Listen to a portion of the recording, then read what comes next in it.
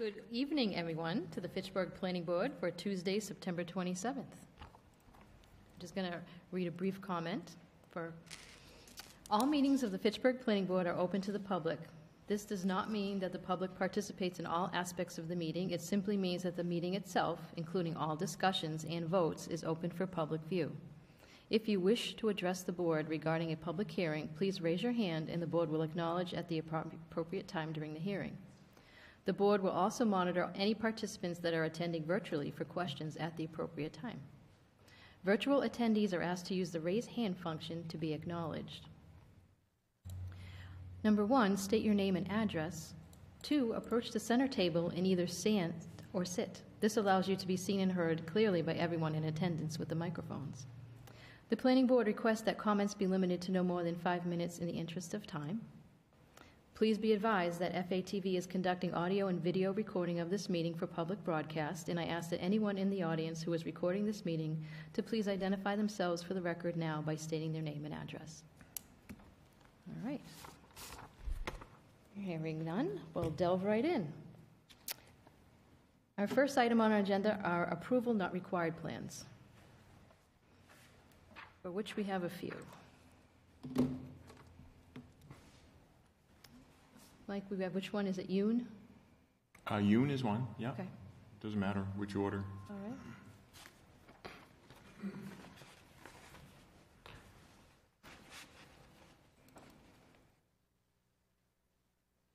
You got it, or do you want me to do it? If you want to bring it up, if you Yep, have it, I can it's do it. fine.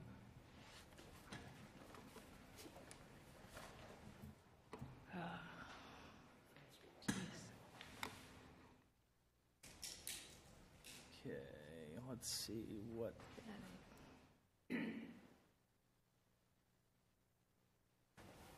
So we're zooming into parcel A here, Mike? Is that what you want? Right. Right there? Parcel A is currently part of Lot 1A around the existing veterinary office, I believe, isn't it? Okay. Dr. Yoon's. And that parcel A is to be split off and incorporated into the adjacent Lot 2A. So that would make 19.8 acres combined. All right. Does any board member have any questions regarding the A&R before us? Looks like the joining of a lot. I'm just going to We check. have the statements on the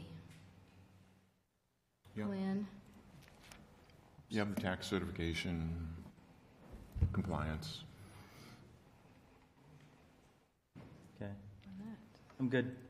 All right. No comment. All right. We don't have to vote, we can sign it if you want. We have 4 here, so.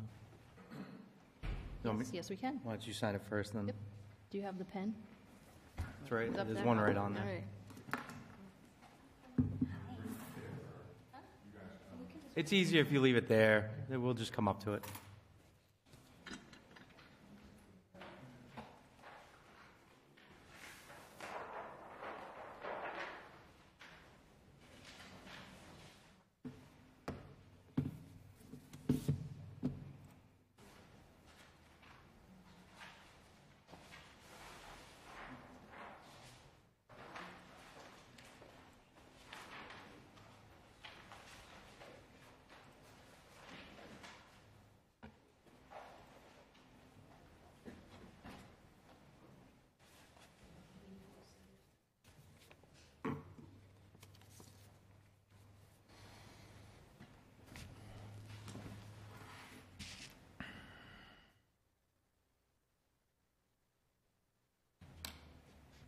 You have the agenda, right? Did I give you a copy of the agenda?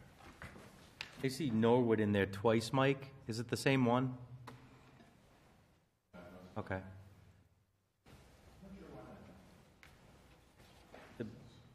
But they're both, there's no different, we didn't get a revised one or anything? No. Okay. Same thing. See if we can.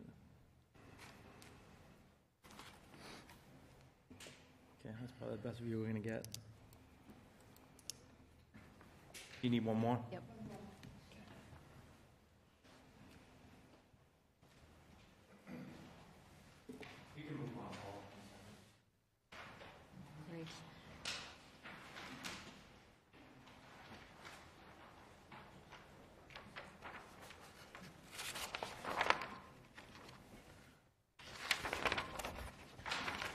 All right, the second plan we have before us is on Norwood.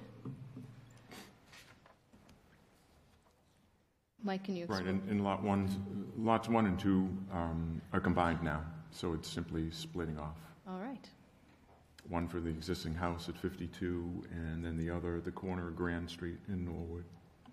And they're both conforming lots. Perfect. does any board member have any questions regarding? All right, Nothing. all set on that, number 2. All right, second signature. Is that it for A&Rs, Mike? Yep. Okay.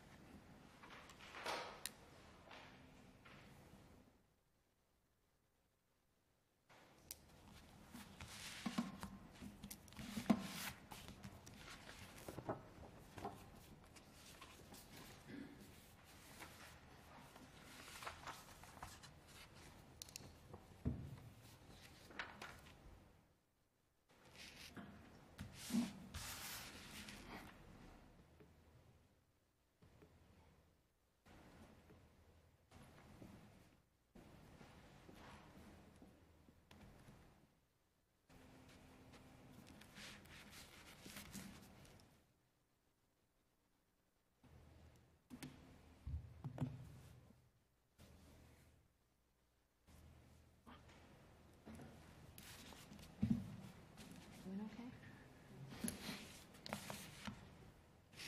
Hi, Amanda. Hi, Paul. How you doing? Good.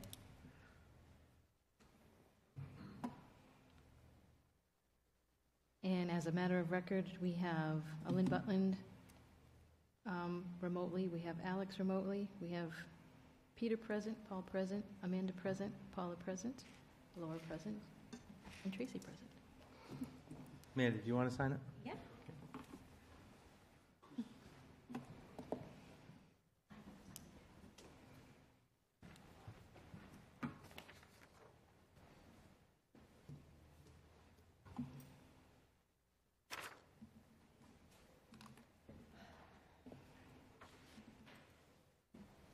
Nice. All right. And I think that's the 4th, so that's we're completed with the A&Rs. So the next segment of the planning board meeting is minor site plan review for modifications and/or extensions. And we have a minor site plan for this evening of 655 Main Street for Dario's 2 for a projecting sign. Is there anybody here? Right, this is right across the street here, practically. The board did a minor site plan a year ago or more to move Dario's 2.0, I guess, into the ground floor. And there was an outdoor seating plan approved. But the reason this is before you folks, in the sign section of the ordinance, no attached sign shall project more than 12 inches out from the wall to which it is attached, except in the downtown business, which this is in district, where such signs may be authorized after site plan review. So this is the reason. It also says no part of the overhanging sign should be less than 10 feet off of the ground. And I think one of the graphics in your packet has the vertical distance. I believe it's 12. Yeah, it's just under 142 inches, just under 12 feet.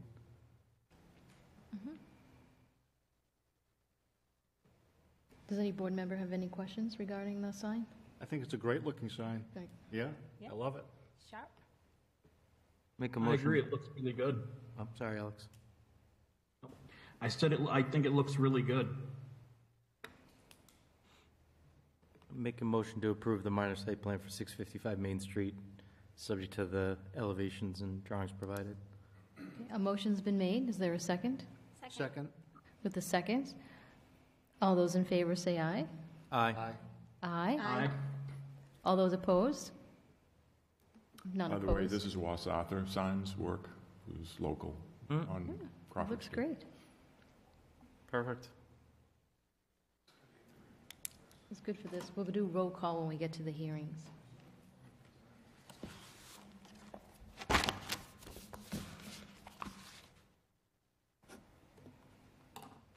I know it's not on the agenda, Paula, but just as a, I guess, a procedural question, we probably either have to continue Marshall or give it leave to withdraw without prejudice. I would imagine we can't just not do anything, right? Because we continued it 2 meetings ago?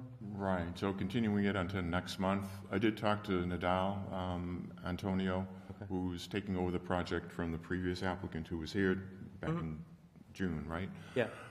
Needed his engineer to do some additional revisions to the plan. And we'll Couldn't plan have it to- ready for tonight. And we'll plan to meet with them in October. If you can organize that at some point, Paula and I can Yep. meet with them. Yep. Perfect. Make a motion to continue 8385 Marshall Second. to our next Motion's meeting. Been made to continue with a second. All those in favor, say aye. Aye. Aye. All those opposed? So that is the None opposed? 25th? Right, Tuesday, the 25th. Okay. And maybe do the same with the next item? The Yes. Distribution facility But- on Crawford? If you want to introduce it, because it's a public hearing, Sure, let me write that. just make sure no one's here for that. One of the items on our agenda is a site plan review for Fitchburg Land Property Owner LLC at 0 Crawford Street for 3,660. 366,000. Yeah, sorry, yeah, 300, I'm like, yeah, there's a lot of numbers there. 366,912 square foot industrial warehouse and distribution center. A request to continue till next month. I don't know if anyone is here, either in the public or virtually, but if you are, we're still waiting on documentation from the peer review.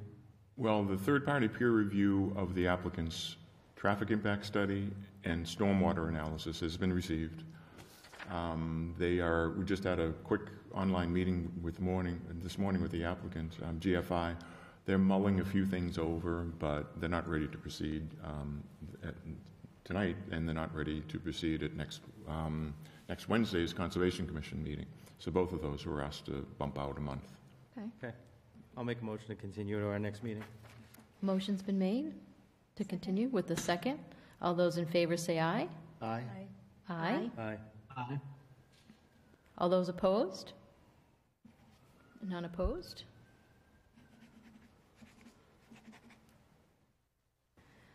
All right. Next on our agenda, we have a special permit and site plan review for Jeanson Builders, 0 Summer Street, for 24 multifamily units continued from August 9th. Seth, do you want me to start with the new renderings, or what do you want to start with? The renderings would be great, sir. I'll give a quick recap of where we were and the changes we've made, and then I'll address any questions that the board may have. So to the public who haven't seen these yet, they just came in, so these are fresh. But I'll move back and forth. But Seth, if we can just clarify for the people that are looking, bottom is Beacon Street side, the top is Summer Street side. Correct. I just want to make sure everyone's so left-hand side's Beacon, right-hand side Summer Street. Correct. In this photo. Just want to make sure everyone saw it. So we're going to have the applicant present, and then we'll hold some public comment afterwards. It's all yours, Seth, whenever you're ready. Great. So I am Seth Donahoe with Dillis and Roy Civil Design Group. I'm here tonight on behalf of Jeanson Builders Contracting. We were before you at your last meeting to discuss the redevelopment of the existing parking lot at the corner of Summer Street and Beacon Street. We are proposing a multifamily building with parking that exceeds the zoning ordinance requirements on the site. The site is essentially almost entirely paved right now, and we're proposing to put in some increased landscaped areas as well as the building and supporting infrastructure. We touched on some of the improvements that would be required to make this project happen at our last meeting. Presently, the site has a poor intersection at Beacon and Summer where people are cutting through the parking lot. So we will be fixing that. And there's also a combined sewer which comes from the much larger building next door at 76 Summer Street. Some people know it as the Crown Point property. It's a large brick building. So we will be removing the combined sewer and mitigating our own stormwater on site. Presently, there's almost no stormwater mitigation with our existing parking lot. We did receive a lot of feedback at the last meeting. A lot of it was aesthetic-based items. The DPW had few technical comments for us at that time. And since that time, the applicant has worked with his architect to bring forward the design plans that are on the screen for you. One of the things that was requested of us was to make the Beacon Street facade more in line with some of the surrounding properties, As many of the abutters mentioned at the last meeting, there's numerous multifamily properties on Beacon Street right now, some of them being older properties. So instead of having a very square facade, they've decided to break this up quite a bit with both the roof lines and a wraparound porch on the project. And that goes to the parking area, which, as I mentioned, exceeds the parking requirements of the zoning ordinance. One of the concerns that the planning board also had was potential storage at the site, as we had multiple units that did not have designated storage units. Previously, we had proposed a slab-on-grade construction. The applicant has agreed now to do a basement, and the entirety of the basement, with the exception of the mechanical rooms, will be dedicated for individual unit storage. We've added a bike rack at the request of the planning board, and if we could switch to the rendered site plan, I can point that out for you. Is that the revised site plan 92722? I can work on that one. Well, you tell me what you want. Is that good? There's a colored one that said 6936 site plan rendered, and I know there's been a bunch of documents that have come back and forth. It says in color, Paul. What's that? There's the word color in the title, I believe. Oh, right, yeah, color render. Oh, yeah. Yep. Okay, great. So if my pointer, my pointer Let's won't see if I work. can zoom in a little bit here. You've got the general area. If you go up towards Beacon Street and to the front of the building and down a little bit, that's the bike rack right there. Okay. So if you told me what we were looking for, yeah, I got it. It's a big site. It's over an acre, so bike rack doesn't exactly pop out. But one of the other requests that we were made was in consideration of the abutter to the rear or the easterly portion of the site. We previously had a secondary access there, a secondary driveway to get behind the building, which we don't need for parking, and there was a dumpster back there. We've relocated that far away from the abutter's property, so it's now at the front of the site, adjacent to our own parking area. And If everyone that's watching can see my cursor, that's the dumpster location right in the front of the building, front right corner. Correct. And so presently, almost the entirety of the rear of the building is a parking lot that is somewhat utilized at this point. We'll be converting that entirety of the rear of the building to a lawn area or naturalized landscape area. The total area of the lawn area is about 8,100 square feet. That's just behind the building. And to put that in perspective, the entirety of the abutting property is about 7,600 square feet. So our lawn area alone exceeds the size of the abutting property. The abutting property does have a 10-foot right-of-way. We did have some back and forth at the last meeting, and your cursor's right on that. We're respecting that, maintaining that, and then we're providing a continuous line of arborvitae, so an evergreen hedge along the entire length of that. And then along the Crown Point side, which is right there, we have a continuous privacy fence along there as well. So overall, the aesthetics of that entire area will be cleaned up.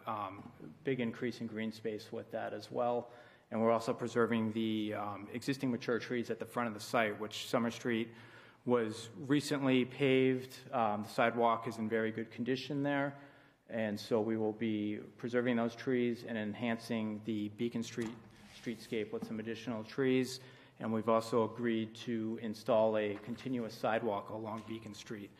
There's a sidewalk on the opposite side of Beacon Street, and there's remnants of a sidewalk on our side of Beacon Street. Over the many years, it appears to have just been filled in by brush and debris. We'll be removing that and putting in a continuous sidewalk there with ADA accessible ramps at our proposed entrance as well. Granite curb and concrete sidewalks. So there is a granite curb there. We've put a call out to reset the granite curb in. And as I mentioned, there's several intersections or curb cuts to get into this site right now.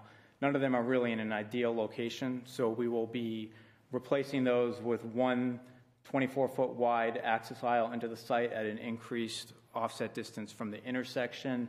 And where the existing curb cuts are, we'll be replacing the granite curbing in those sections as well. So overall, the aesthetics of Beacon Street will be improved quite a bit. And then, like I said, the concrete sidewalks as well. Concrete sidewalks, Perfect. correct. Excellent.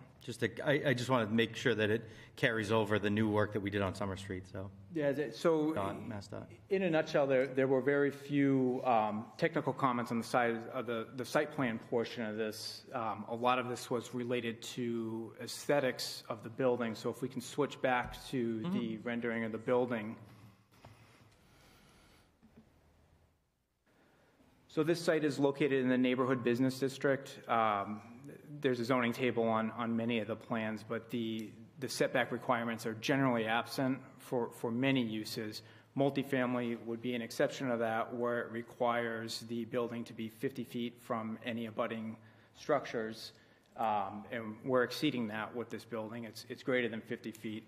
So under an alternative development scheme, say they came forward with a different use, the reality would be that the building could be much closer to the lot lines than what we're proposing, without having the benefit of the increased green space behind the building. So this should really help improve some of the concerns that were echoed at the last meeting. There's a lot of architectural details on this building. As I mentioned, this is not just a box at this point. There's been a lot of consideration into breaking up the facades. I think the wraparound porch is a great improvement. Our own access way will be beneath that covered porch.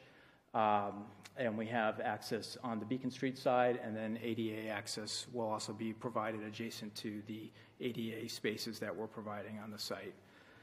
So the architect and the applicant have gone through a lot of changes and hopefully taken into consideration a lot of the board's comments. We're both here, both Aaron and Mickey Jeanson are here. They're the applicant. Myself, any feedback that the board may have or any questions, we're happy to address those now. Do you have any additional floor plans with the change in design? So They were not able to get them provided as of right now. we're in a little bit of a hard spot. We're kind of in a guessing game of what the aesthetics. We've been asked to add jogs to the buildings. We really need to get some direction that this is what the board wants to see before we can put together all the floor plans. In general, there's adequate room in the building to mirror the layout that we had provided before, with the enhancement of the storage units in the basement as well. There's a lot of the concerns that were there before that weren't. We did send over an earlier rendering. Two of the comments that the board had given us was they wanted a central mail room and they wanted a central gathering space in there. The earlier rendering that did not have as many architectural details did indeed incorporate those items, and we're committed to carrying that through. Should a permit be issued for this, we would provide both of those things internally in the building. And you're still investigating the staircases, number of staircases or location thereof, and/or elevator requirements, if Yeah, so any? no elevator, correct? As of right now, that's what we're under the impression of, yes. And the first floor is ADA accessible? Correct. You said through both entrances? It is, yes. So we have, one of the comments that, an informal comment was made to perhaps provide a central entrance on the Summer Street side in the proximity of the large bump out that's there. Due to the grading of the site, there's a very small retaining wall there, so we could not provide the required ADA access on that side. So that's why we're using the accesses on the side of the building, and just chose to broke up the facade on the Summer Street side instead. So the based upon the topography of the site, the two entrances are going to stay on each side of the building? Correct. Okay. I mean, it makes sense. I think Paul and I were basically saying that it just, the initial concern was Summer Street didn't look like a desirable front of a building, which I think you solved with the new rendering. You have kind of like a dual front, which is what I envisioned the whole time, was that you have Beacon Street side that looks nice, Summer Street side that looks nice. We had just originally thought when we were talking about it that would be the main entrance on Summer, but if it's a site issue, then it's not a major concern of mine. Yeah, whether or not you'd have like a planned, like larger foyer or entrance space, and/or making sure that your stairwells in cases, if there's particularly no elevator, that are extra wide for all the materials that would be brought up and down, as well as to the basement area. Other than the mechanical areas of the cellar, the basement, Will there be a full cellar in the building? Correct. Yeah. Approximately, how big will the storage areas be for each tenant? And will they be like caged units, or will they be actually rooms with doors, with locks? Or how will that be handled? We want to create them that there will be locks on the doors. We haven't gotten as far as the details, if it's going to be caged or not, but we will have exterior access, so there'll be a lock on the door. And we're thinking maybe 7 by 10 right now, but we got to figure out how much mechanical room it's going to take, and then we'll divvy up the space from there. Okay. That'll all be on the finalized floor plans? Yes. Correct. Okay. What's the breakdown of the units again? So we had 5 two-bedrooms. Okay. There's a total of 24 units, so the remaining 19 are one-bedrooms, and truthfully, they're slightly oversized one-bedrooms. What's the approximate square A footage? little over 800 square feet. What, A little over 800 square feet. 800? On the single bedroom? Yep.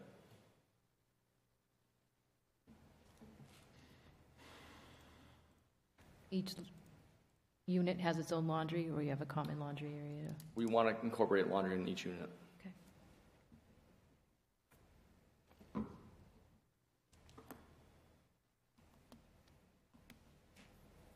Do board members have any comments or questions on this revised application at this time? It's a huge improvement over I what agree. was presented last time, aesthetically. And Yeah. and the site improvements also. Yeah, I do want to, commend you for coming back with a really nice-looking and architecturally pleasing design compared to what it looked like last time. And even the plan that I saw previous to this one, this is the first time I actually saw this plan with the extended porch in the front, and I really do like that. I especially like the front of the building with the 2 boxed-in and boxed-out areas, and the use of different colored siding in some of those different areas. I think that really breaks the front up and makes it look really nice. The side that faces Beacon Street, that central tower that's of a different color also, I think mirrors some of the architecture in the area. The use of the shutters on that side, the black shutters, I think it really breaks it up also. So it's, like everyone has said, it's compared to what was presented last time to the board. It might not be exactly what I envisioned on that lot, but it's a much improved and sellable plan for me now. Thank you. No further board questions. It's open to I'm going to open it up for the public for any comments. And if anybody would like to come to the podium, just state your name, address for the record. Can you just come up to the podium Yeah. so the people listening virtually can hear? It's all microphone. My name's Ryan Huff. I live right directly behind and to the right of that. On the panhandle on the map there, that's my garage is directly behind that. What is that all going to be green space area? Hold on 1 second. Let me pull up hold on, let me go back to the colorized site plan here. I got to move the 9 million windows I have. You talking about over here? Yes. Yes.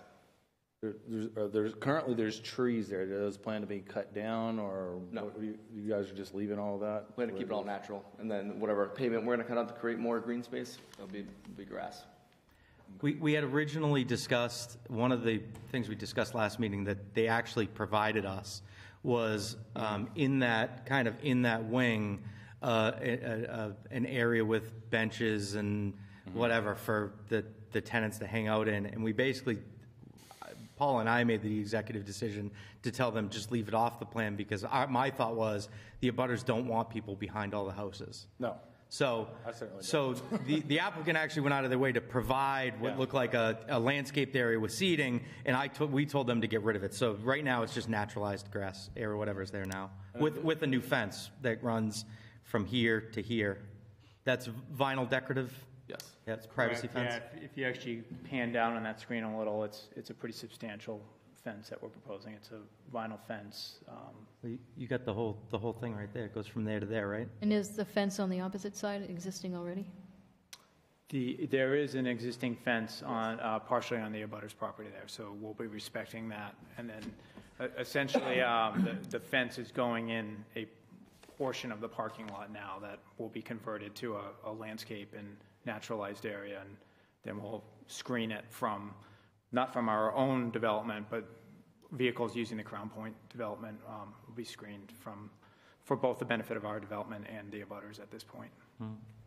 And as the applicant's engineer had said, the Yes. passway that we had there with the dumpster, we had them remove that entirely. Yes, Move the commend dumpster you away from the guys for houses. that. And also, although we haven't directly had any contact with Crown Point, I did go out there. The Crown Point dumpster is, I think, 180-something feet to the right from this property, so it's nowhere near this site. Now, how Crown Point does, they still shouldn't do trash collection at 3 in the morning. Which but- they did at 4 in the morning today, and I called them. Did they really? Yes. All right, well, you know what the best way to handle that, I think, because called them. it's a little outside of us, is to call your ward counselor or email them and ask them, because they might be able to put an official complaint. Yeah, because it sounds like an artillery cannon going off. That's not right. I agree with that. But the point to that was, we wanted to make sure we moved this dumpster as far away as we could. It's going to be screened by the commend building. you guys for moving it, at least. Yeah. Yep. So you That was my main question. that'll be on the Summer Street side now. Okay. All right, thank you. Yep. Paula, I think Nick Erickson had some comments Yes. and had a list of comments as well, which is also included in that folder. He's ready. Nick, whenever you're ready. Thank you very much. So I just had a few more comments as I dove into the stormwater analysis a little bit further after the last meeting. I just wanted to clarify the infiltration system design. There's a few elevations that are shown in the plan that don't quite match up with the HydroCAD report. So, Paul, could you pull up the site plans that show the drainage system? Yep. I think it's like the great, actually, you can go to the very last page that shows the detail for the subsurface infiltration system. Okay. This one? Yep, that one. So if you zoom in on the chambers that are shown there, that top left detail. Yeah. So it looks like the invert elevations for the pipes are the same as the weir elevations, which are also the same as the chamber elevations. So as it's shown in this detail, the water's just going to flow in and flow right out. There's going to be no like promotion of using that first row of chambers as the pre-treatment, and there's going to be really nothing preventing the water or causing the water to infiltrate here. So I was wondering if it was a typo or something like that just didn't translate over from the HydroCAD report. It's been a bit since I've looked at this, so we'll have to get back to DPW. But as far as any adjustments to the infiltration chambers, whether it's weirs or an isolator row, confidently we can certainly adjust those as a condition of approval on this. Yep. Okay. We'll keep that in mind, Nick. Yeah, I mean, overall, I like the design of this because if the chambers themselves get plugged up, water's still able to bypass and flow over the weir and out. But I just want to make sure that whatever's shown in this plan is accurate to what should get built in the fields. Because if we approve this plan as is, it's useless to put this chamber system in. Might as well just pipe everything directly to the stormwater system in the road. Got it. We'll make sure that changes. All right, thank you. There That's all I had. a few other technical comments which we can forward to you. What's that? There were a Yep. few other technical comments from DPW which we can I forward to you. glanced at them at Received. 5 o'clock. So Okay, so yeah, just, like I said, there's no problem addressing any of those. Okay. There's been a lot of audibles and last-minute changes on this, so we would be completely fine with updating everything per DPW satisfaction prior to construction. And that would actually be preferable to us at this point. Paula, what are the comments? what's that? What are the comments from DPW? Oh, did you get it? It's Mike, in do the you have another folder copy? now. Yeah. Yeah, like 502. Oh, Yeah. I didn't open that. Yeah, I just saw it for the Mike first just- time. Yeah. Distributed them. Okay, you can go on. I just was wondering. Okay. Is there anybody in the audience remotely? If you have any comments on this application, like, please raise your hand, use the raise your hand function. I have nothing yet. I've been keeping an eye on it, though. I'll let you know if someone Okay. does. All right, any other Paula? department? Yes, sir.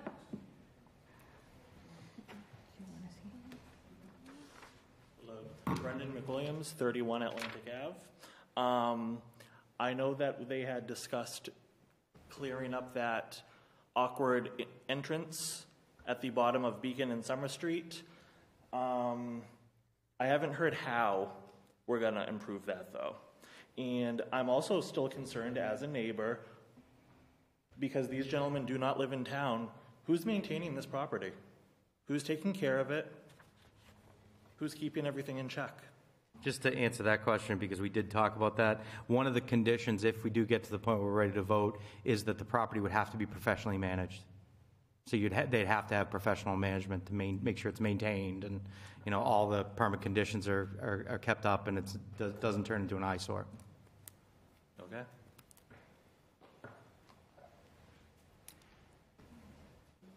Thank you, Brendan. Mike, do we have any other comments? Fire? Paul, I know in the list of attendees, there's a Michael Barth that I emailed the link to, but I... Yeah, he's on there. There's Right. no hand raised or anything. For fire? Hmm? I was just asking for fire department comments. Oh, do we have any fire department? That's what I'm asking. Oh, He's like- he said he's I'm seen- sorry. I thought you were talking about the same No. thing he was talking No. about. Hold on a second. Got something from Captain Creighton, I do believe.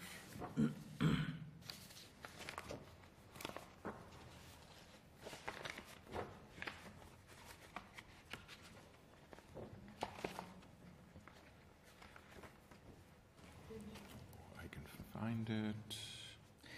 And just to be clear, because I didn't double check them, nothing changed with parking calcs or anything from one revision to the other. They're the same parking lot. Just want to make sure, especially with the dumpster location, I didn't know if something had to get tweaked or whatever.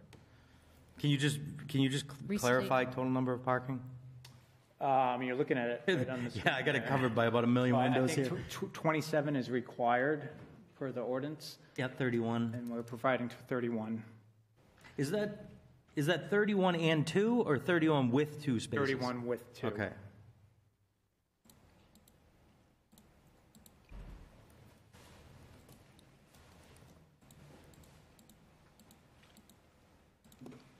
Mike's just looking up department comments. Mhm. I believe there was a short one from Captain Kringen at Fire. East South, 106 East. And we had a very brief, I don't know how much, I'm sure you relayed our whole conversation. We had a very brief conversation about when you got rid of that back access way, there was a brief conversation about keeping the curb cut or getting rid of it. I think the consensus was just get rid of it entirely. Have that curb go to this corner where you start that 10-foot access easement. That's completely fine, and that's what we assumed. I mean, the reality I just don't want over time, people to park there and whatever else, so. Sure. I can't speak for the fire department, but I imagine if there was an incident due to the proximity to Beacon Street, their apparatus would probably prefer to park on Beacon Street versus pull in right next to the building like this. And we even talked about, because it's grass, if it was an emergency and they had to get back there, they could drive over the curb. Exactly. I just want to make sure that it's not, doesn't become problematic parking, especially because that's going to be hidden between those arborvitaes and the building. So you don't want to encourage a situation where there's, parking and illegal dumping and things like that, which certainly would be part of the permit that the site's maintained so that people aren't dumping there. Not finding one. I do on the other 3 or 4 applications. Don't see one for this. I Okay. can tell you Captain Kringan's aware of it because I was there for the Development Review Board meeting 5 months ago, whenever it was, April, May, and he was there and didn't have any comment at the time because the only thing we talked about was that back end access, and he didn't have any comment as far as that meeting. So they've had plenty of opportunity to review. The just a recommendation, consider putting in utility or a connection for charging electric vehicles. Mention that. You might want to just make at least a provision for the installation in the future, just say to the benefit. So I just looked at him, because this I is, don't know. I've never done it before. Yeah, we so- mentioned Yeah, it at talked- the other meeting, but it's certainly something that's coming up more and more, and I think it's not really been established yet, how much is needed, or, well, I think Paul is right. Just prepare. Just do a conduit to one or two Definitely, spaces yeah, and definitely. cap the conduit, Right. and that way you're ready to go if you ever need to in the Oh, future. that's easy enough. Yeah, that's what I'm 'cause saying. you're going is to be doing pre- tons of site work anyway. So So while you're tearing up the site, you might want to plan to be able to install a utility like that in the future so that you already have it laid out. Yeah, we can definitely look into that. Or easily enough, like I said, do the conduit. That's not an issue. yeah, and I'll even put in the permit condition if feasible, because there's some situations where it might not be, but we're trying to make sure that we're getting better about future-proofing some projects. So as best you can. Well, if we're going by way of California, then it's not going to be too long. One thing that concerns me somewhat, and maybe you can address this, is noise. And the tenant's right in the building to some kind of, peaceful enjoyment of the property. With the apartments being so dense and so close to one another, let's just take a scenario that someone on the second floor, middle, is going to blast their stereo. Well, that's going to be, because of the closeness of everything, it's going to be heard everywhere in the building. So I'd like to find out how the builders are going to address noise within the building. Are there going to be any special treatment for the walls between the apartments, and how is that going to be handled? To be honest, I haven't gotten that far yet to any of those issues. I mean, Okay. the good thing, I mean, the insulation code has grown exponentially over the years, so just by default, a newer structure like this is going to have much more noise prevention than many similar built years ago. But truthfully, that's more of a, not to pass the buck, but more of a civil matter, and it'd be the same as any other residential structure, just like the neighbors can. Well, I understand it's a civil matter, but I do know that in construction, there are materials that you can use that'll deaden sound between walls, and I'm wondering if any of that material is being considered in the construction. I will. Definitely something to consider. We just haven't gotten to that. I was going to say, I will say yeah. one thing, that, like I mentioned to one of the abutters that just, or the neighbors that just had a comment, one of the permit conditions is that it's going to be professionally managed, which means that there's going to be someone can call in the middle of the night, and that's the type of thing, dealing personally with multifamily properties, that's the type of thing that doesn't happen repeatedly because people get sanctioned, or, you can lose your tenancy, or there's a lot of recourse that comes with those sorts of things. So I think they iron themselves out over time, but that's just my own 2 cents. I also would like to mention that for the ADA accessible units on the first floor, you might want to look to have an apartment or two that is mostly ADA. Use extra wide doorways and flooring considerations, things along that line.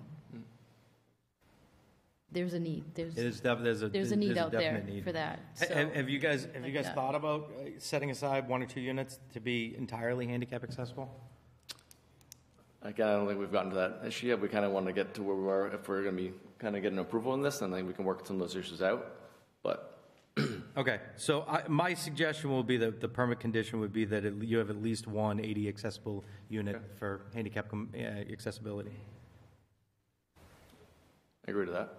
And obviously, you can tailor those to a multitude of uses that I can't imagine you'll have a problem renting that. Mm-hmm. right. Any further questions from the board? Mike? Well, I just wanted to mention, I just got on the work email a note from Bonnie McCullough, who looks like is at 19 Beacon. We were not able to get the Zoom registration to work in our abroad. These plans are a bit better, and they did seem to take into account our feedback, some of our feedback into account. We do not believe that they still have enough parking for their residents, and the overflow will impact our ability to pull in and out of our driveway. Since we are the immediate abutters, we will need a sturdy privacy fence along the property line of our parking / driveway. Trees will offer no barrier to the increased noise level foot traffic that will certainly occur with 48-plus residents. We are also against the 24 units planned, as it seems way too many units for that lot. Please let us know if there'll be any updates and new meetings on this proposal. So they're the ones that have that 10-foot access way. I'm looking at the plan right now. Did you want a fence along the back instead of arborvitaes? No, we're talking about along the I mean, driveway here, along the access way. It's in the middle of pavement right now. Right. We're talking about this row of arborvitaes right here shown on the plan. Right now, it's pavement. Right now, it's nothing.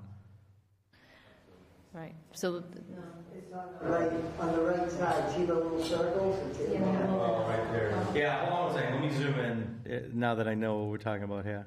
Just for clarification, the little circles are evergreen hedge that is put in for the benefit of the. Right, these are arborvitaes that we're talking about. So we're talking about high-growing trees that are going to grow much higher than a fence will, and they will fill in over time. Now, what's your proposed planting height of those? 4 to 6 feet?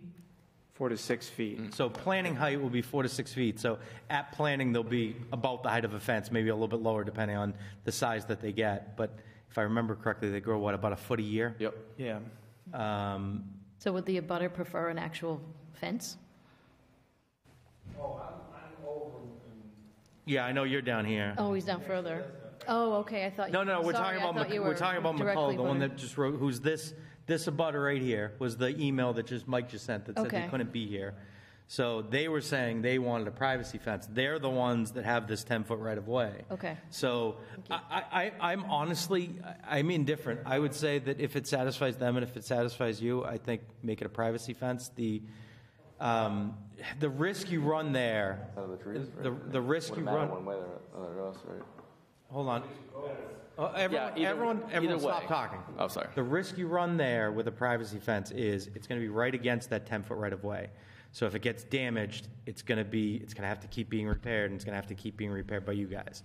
So the privacy fence, I certainly understand why they want it. I think these arborvitaes, after a year or two, will be entirely engrossing that area. And plus, there's no cars there anymore because we got rid of the parking.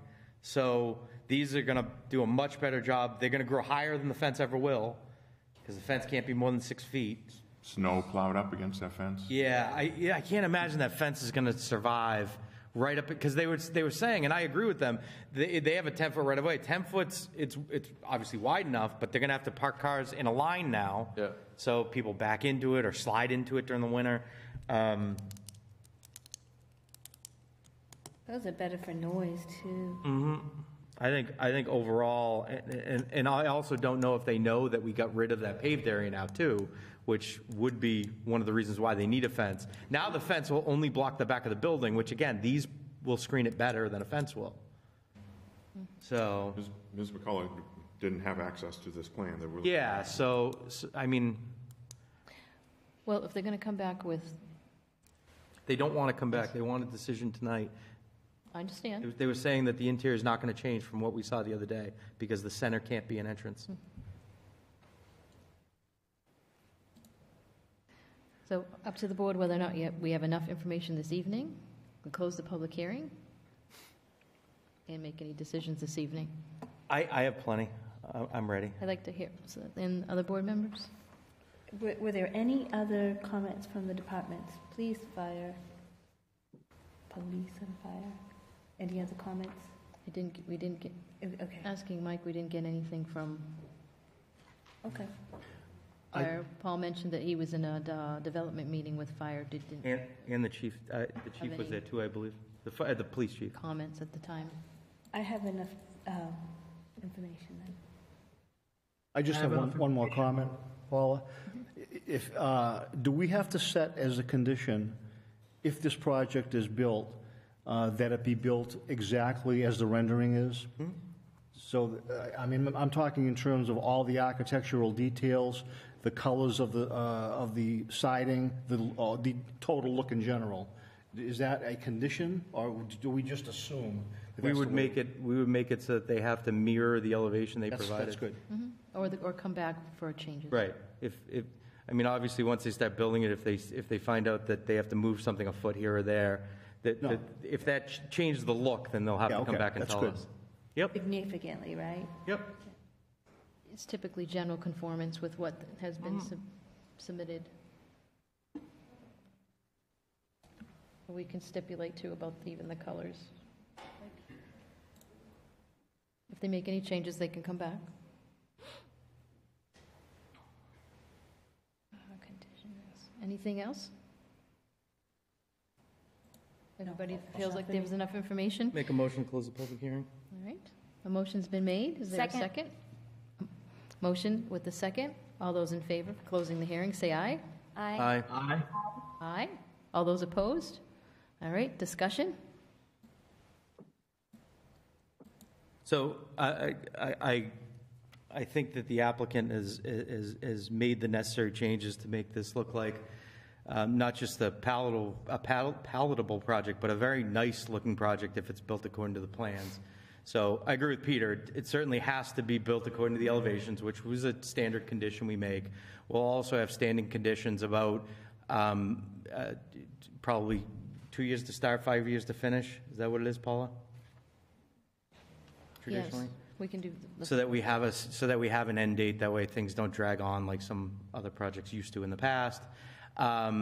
I do have a relatively long list of conditions here. The only thing I didn't mention, but I know the applicant knows and I know the engineer knows because we talked about it more than once, when we deal with multifamily projects, large-scale projects like this, like Harper Furniture, like some of the other ones, we maintain a $500 per unit contribution due upon issuance of occupancy permits to make sure that if an issue comes up in the future, like we need the rapid flashing beacon or a crosswalk repainted or sidewalk repair a little further down the street, that we can reimburse DPW or we can pay to have that sort of work done, because there aren't always every issue we can anticipate ahead of time. So that would be one permit condition. You guys had already mentioned one of our suggestions, and I very much appreciate you adding it to the plan, was to mirror the sidewalks on Summer Street up along your frontage of Beacon Street, resetting the granite curbing where it has to be and concrete sidewalks. I think that would look very nice. I like the new plan better. I like that we don't have the pavement in the back. I think it's better for the abutters. I think it's better for the project because you don't need cars back there anyway, and you certainly, now that we can solve the problem, you don't need a dumpster back there, so I think that makes a lot of sense. This is in the neighborhood business district. The principal goal when we did, when we did our zoning changes recently and looking at neighborhoods, the neighborhood business district, we kept the flexibility to allow for multifamily units and larger scale multifamily properties like this. It's a main connector road. I think it's a good location for this type of use. And we also have, as some of the city councilors have told me recently, we have a need for housing, especially market rate units, which these are anticipated to be, correct? Yep. Correct. Perfect. So I do have a list of conditions, but if anyone else has any general statements they want to make, I'll save them for the end. Anybody else? No? Lynn? Alex? I agree with the rest with the board. I think that as long as they keep the aesthetics that they diagrammed, I'm good with the changes made. Yeah, and I agree with the conditions that I know Paul has listed. I have a list of them here as well, and just want to thank the applicant for really taking suggestions to heart and really coming back with a good product. All right. Paul, do you want to go over the conditions? Yeah, so I'll do it in the form of a motion, so I don't have to do it twice. I'll make a motion to approve, and it's not on that agenda I have, 0 Summer Street. It's not on either agenda I have. Paula, can you? Yep, here we go. Make a motion to approve the special permanent site plan for Jeanson Builders, 0 Summer Street, 24 multifamily units. subject to the following conditions, subject to reflecting the changes shown on the new plan, including the basement with storage areas to be shown on a revised floor plan, the bike rack, the relocated dumpster, rear lawn landscaped area, the sidewalk along Beacon Street with granite curbing and concrete sidewalks, $500 per unit contribution, and the construction to be consistent with the new elevations provided. I think they were dated yesterday or today, whatever the most recent date is. Also subject to finalized floor plans showing final unit layouts and everything else as they get tweaked, to include at least one ADA accessible unit, subject to the configuration shown on the plan, 31 parking spaces, 19 one-bedroom, 5 two-bedroom units, subject to revisiting and finalizing the stormwater drawings that Nick had mentioned, as well as any other DPW concerns as related to the plans provided in the site. The property, once built, is to be professionally managed. The applicant to provide, if possible, a conduit for future electric vehicle charging if the locations themselves aren't possible. And let me just go back to last month just to make sure I didn't miss anything last month. Oh, I have stuff last month that we recorded O&M in the Registry of Deeds, the operation and maintenance plan. If any of the new pavement is disrupted, like Nick had mentioned, by accident or intentionally on Summer Street, whether that be with heavy vehicles or deliveries or whatever the case would be, entire replacement and repaving would have to be done, not just patching what's damaged, given that it's a moratorium road that's just been paved. Let's see. So Nick had mentioned, and I'm sure we're not there yet, but Nick had mentioned the flood calcs and I&I fee, if applicable. There was something about you had to redo the flood calcs or whatever you guys solve with that. Any fencing to be used on the site to be decorative and ideally vinyl or wrought iron or something in nature. Privacy fencing. Subject to satisfaction of DPW, which we already more or less covered. I think it says one of the things we had talked about was no pets for tenants, and we had talked about, or you have to revise the plan to show a pet relief area and location for that. But I think now that we got rid of the back, that's ideally no pets for tenants. And then the last thing I had, we must have talked about, I just wrote keyed entry, so you must have some sort of entry into the building for tenants only. I think that's it. Obviously stripe the lot and everything else according to the plan. Second that motion? A motion's been made with a second. I'm going to take roll call. All those in favor say aye. All those opposed say opposed. Alin? Aye. Alex? Aye. Peter? Aye. Paul? Aye. Amanda?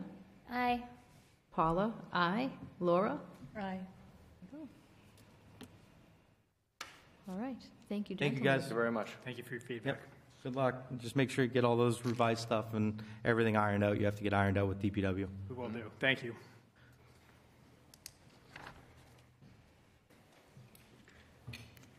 Paul, you're going to take a snapshot? Yeah, the problem is I have them all over the place, but yeah, I'll take some pictures and send them to you. And just to clarify, too, because this wasn't part of the motion, but there needed to be a waiver of the density. The density. Remember? So Request. do you want to have an additional or amend that motion? Because as Yeah. it was, with the 2,500, you would get, what was it, 17 plus or minus units? Yep. I think, and they're asking for 24. So that should be part of the record, too, I think. Yeah, we All could just take a separate motion to add that. I'll make a motion to add that to the permit Mo- conditions. Motion's been made to waive the density requirement for the parcel, an amendment to the prior motion. Second. And there's a second. And all those in favor? Aye. Aye. Aye. Aye. And I said aye, and all those opposed? Okay. Mike, I've been meaning to ask you, whenever I type an email, I get both your email addresses. Which one do you use now, fitchburgma.gov or ci.fitchburg.ma.us? The first one, Okay. Fitchburg MA. Thank you, gentlemen. Thank you, guys. Thanks. I also, Mike, I'm going to send you two, because I did them in separate locations, so. That's fine. Our next application this evening, special permit and site plan review, is Lamoureux for 299 Lunenburg Street for a self-storage facility.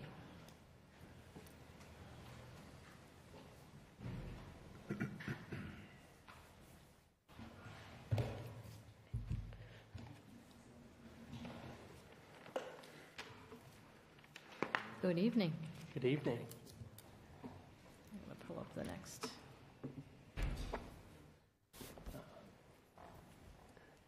I don't know if you guys have the plan that you want to pull up before Yeah, I if you start. bear with me for 1 second, I just got to finish doing what I'm doing. I'll be with you in 1 second. Well, If I forget doing this now, it will die here, so. Hold on. well, for the record, Justin Leclerc, McCarty Engineering, here tonight on behalf of Mr. Rob Lamoureux. I will say it is nice to see people's faces and not over computer. All right, let me go back to, and you can tell me what you want up. Just a revised site plan for work.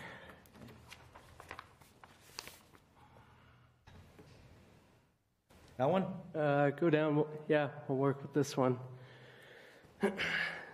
So the existing site was formerly the location of Thunderbird Motel.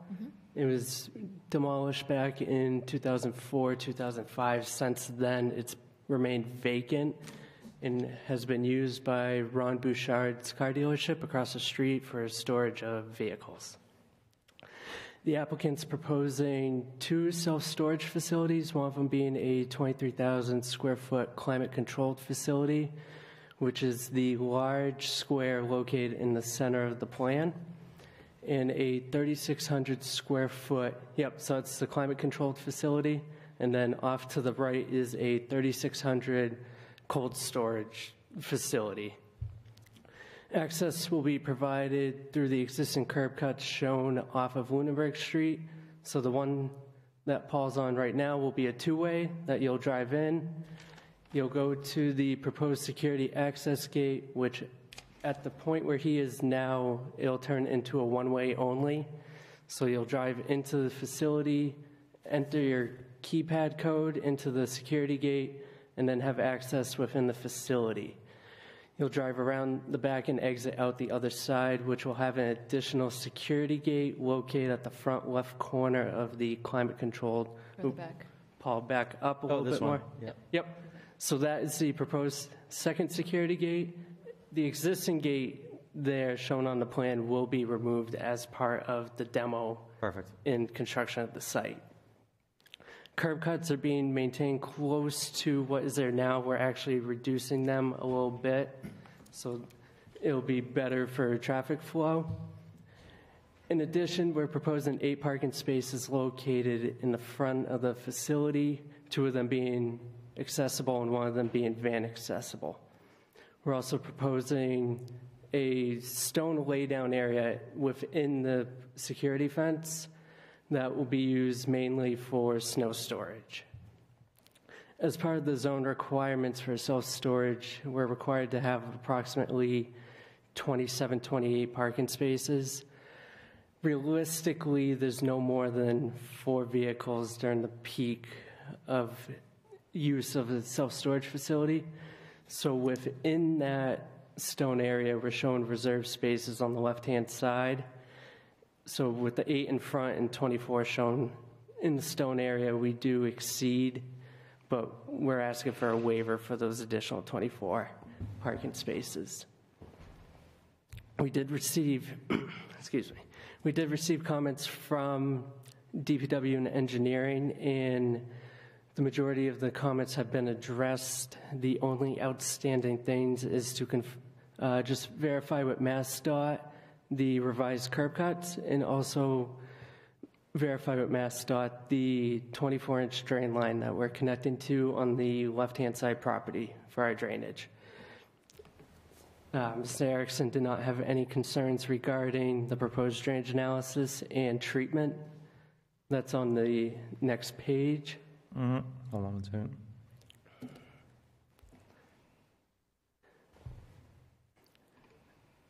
So just to go through this real quick, we're proposing everything to water quality units that will provide the excess TSS and water quality volume that's required for a redevelopment project. The reason that this is a redevelopment project is we're reducing the overall impervious on site compared to what the existing condition is. We're also providing additional floodplain storage as a portion of the site is located within the floodplain to the Falula Brook. So I believe it's in excess of 1,400 cubic feet of flood storage that we are providing on site. We did receive Concom approval at the last meeting, and we're just waiting on the order of condition to be signed. Correct, Mike? With that, if the board has any additional questions, I'm more than happy to answer them. I'll just pull up the elevations. So there was an elevation in here somewhere, right? Yep. If you go End. Very end, Paul. Page. Yeah, there we go. Yep. Just in case people want to see what it looks like.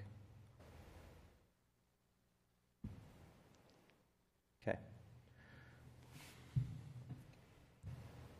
You know, on the previous plan, you're removing the boulders along the frontage and just going to put low plantings there. Yep. You're retaining the mature trees area. There's where the marquee sign is now to the right of the driveway. Oh, there we go. Can use that one. Yeah, so this towards the front. So that area is all going to be grass now. Right now there's substantial elevation. There's a wall drop off, so you're going to remove the wall and put going to be grass back. Yep. So as part of the revised grading, we're actually providing the majority of the flood storage in that front right section there. Yeah. So we're grading back from the sign. It removes the existing. It looks like a solid concrete wall. Yeah. That has like a facade on the front of it. So that'll be taken out, it'll be graded down, and that will be all loam and seeded. And then we're also proposing a landscape bed around the poles for the proposed sign. And I know, I'm sure when we met the other day, you got the gist of this. I know you did, the plan looks fine. You addressed the stuff we talked about on Friday. The only thing I just want to kind of express is when you actually get into landscaping, that don't be afraid to, make some, larger sized landscape beds, perennials and occasional annuals, and make it look nice every year. Keep it up. So, because it's such a visible location, even though you're set back and you're kind of blocked by what used to be the old compound or Whiskey Alley, whatever it was. Once this building's built and it's not just a raised site anymore, it's going to be very visible. So it's going to be nice to have that landscaping there. Yep. Okay. Okay. Do we have any department comments, Mike? Well, you have some from Nick Erickson. You have a printed copy of it in I got them right here. DPW comments, right? Yep. Second one down, $2.99. I don't know if you guys saw these yet. Yep. They just came in today. Yeah, so they were very similar to the comments that we had received prior to the Conservation Commission meeting. The majority of these are what we can address, especially the MassDOT ones, after, if we receive approval tonight. That's just sending the plan off to MassDOT to confirm that they're okay with that design. Yep, good.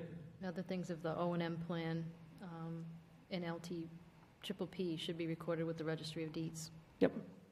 On the property. And then the standard water and sewer connection permits.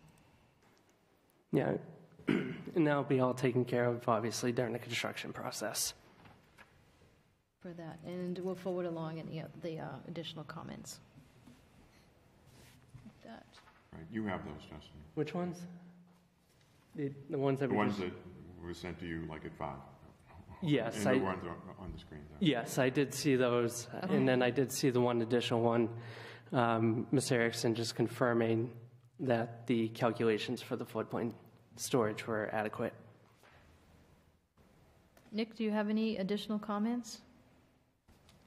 No, I think everything that I had was listed in the comments that I gave to Justin.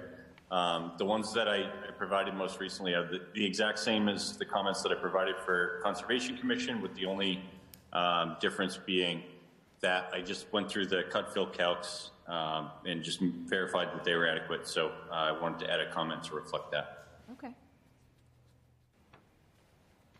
And Paula, fire prevention, Captain Kringen. Fire department will review sprinkler fire alarm plans when permits come through to determine code compliance and FDC location. It is noted that the building is climate controlled, so I assume it's a wet sprinkler system, right? Yes. The building is more than 200 feet across. We may require an interior fire department hose connection. And any high pile rack storage needs to follow the sprinkler code for compliance. Just to clarify the width, it's approximately 165 feet across, so that interior connection shouldn't be applicable.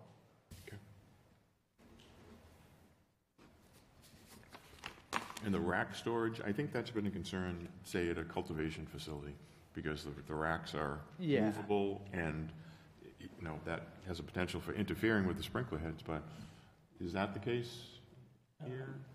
As far as there won't be any rack storage. Yes. The sprinklers must be in aisles, right? Yeah. Not in the individual. Yeah, so it'd be units?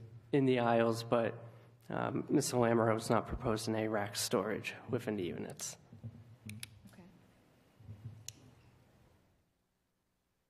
Anything from police? There was no objection from the chief. Okay. And any board member have any questions or comments regarding this application? All set, yeah. It looks good. I wish it was a more exciting use on that corridor. First thing I said when we met Friday was I was very skeptical when I first saw it, and I think the applicant did a good job of presenting it in such a way that it looks much more palatable than I originally thought when you think self-storage, but I thought the same thing. Ever since the Thunderbird was taken down, however many years ago that was, I always envisioned much bigger and brighter, but I suppose the market can only do so much. So. Exactly. Something more exciting, but the project itself looks... But it sounds like you'll make it look good, and it sounds like you understand particularly my concerns about the frontage of that lot and making the landscaping look nice. Yeah, I do agree with that. I think the exciting part of this project is going to be the landscaping, right? Yeah, and the facade looks pretty good too. Is there any public participation? Anybody in the audience would like to speak on this matter? As it's a public hearing, and if there's anybody in the audience remotely, just please use the raise your hand function. And if there's anyone that's watching this that is not, because we didn't talk about it, is not familiar with where we're talking about, this is the site, the old Thunderbird. This is Ron Bouchard's across the street. This is the Dunkin' Donuts on the corner of Lunenburg Street and John Fitch. So that's the site we're talking about. All right. Doesn't appear anybody else. Make a motion to close the public hearing. A motion's been made with a second to close the hearing. All those in favor say aye. Aye. Aye. Aye. All those opposed? All right. Discussion? I think we covered it. I'm good. I'm ready to vote. Okay. So the applicant is seeking a waiver for the additional parking. Yep. to I'll be make a allowed. motion to approve the special permit and site plan for Lamoureux 299 Lunenburg Street, the self-storage facility, subject to the most recently provided plans, subject to final review and satisfaction of the DPW and FD comments, the fire department comments, subject to the I guess, final configuration of landscaping along the frontage of the site, as well as maintaining the grass and landscaped areas on the site. Aside from that, I have nothing. Oh, and then, like Paul had said, subject to issuing a waiver of parking requirements as shown on the plan. Second that motion? A motion's been made with a second. We'll take a roll call. All those in favor say aye. All those opposed say opposed. When I call your name. Alin? Aye. Alex? Aye. Peter? Aye. Paul? Aye. Amanda? Aye. Paula? Aye. Laura? Aye. Good luck, guys. Thank you. Thank you.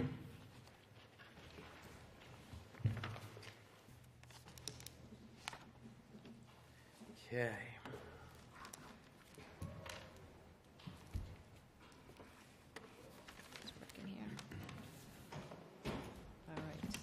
The next application is a special permit and site plan review for 84 Carey Street, conversion to two-family.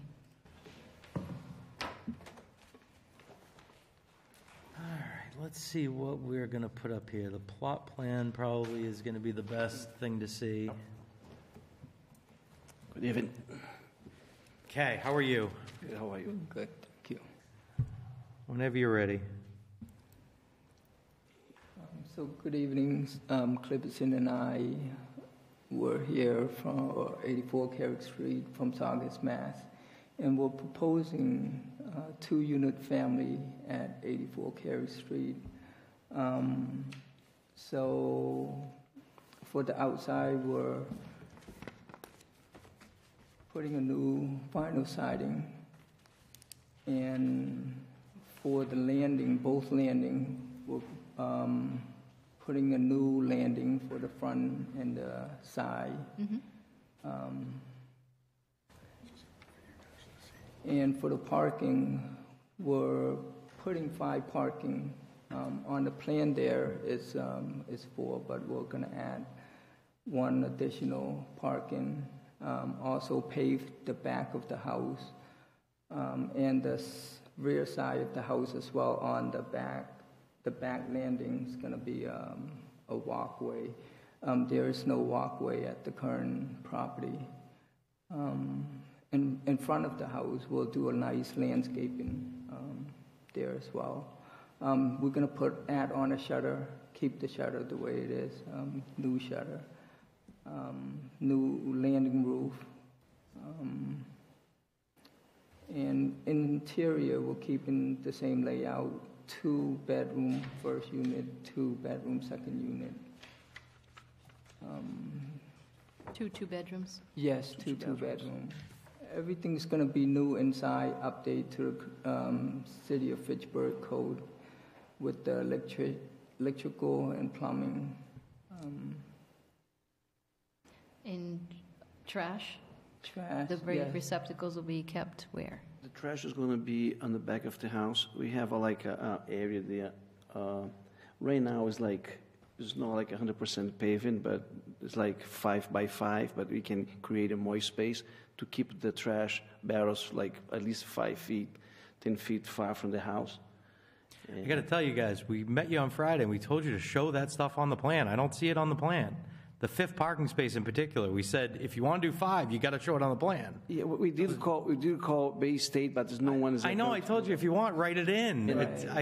We said that. We said I understand you can't do it. That was our fault. Sorry about that, Paul. We left the house. I left work right after work. Went straight home, took a shower, spoke with Clipperson, and we got our plan.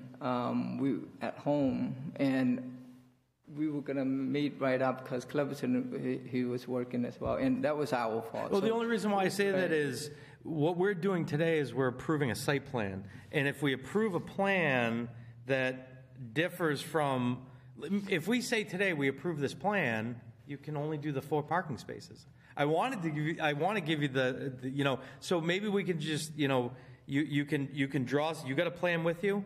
Yes, I did. But maybe you can draw where you want that 5th parking space to go and show me where the trash can go and just hand it to us and I can give it to Mike. And Let's do it on the plan that, I have an extra copy of it, and you... Because mine has notes all over it.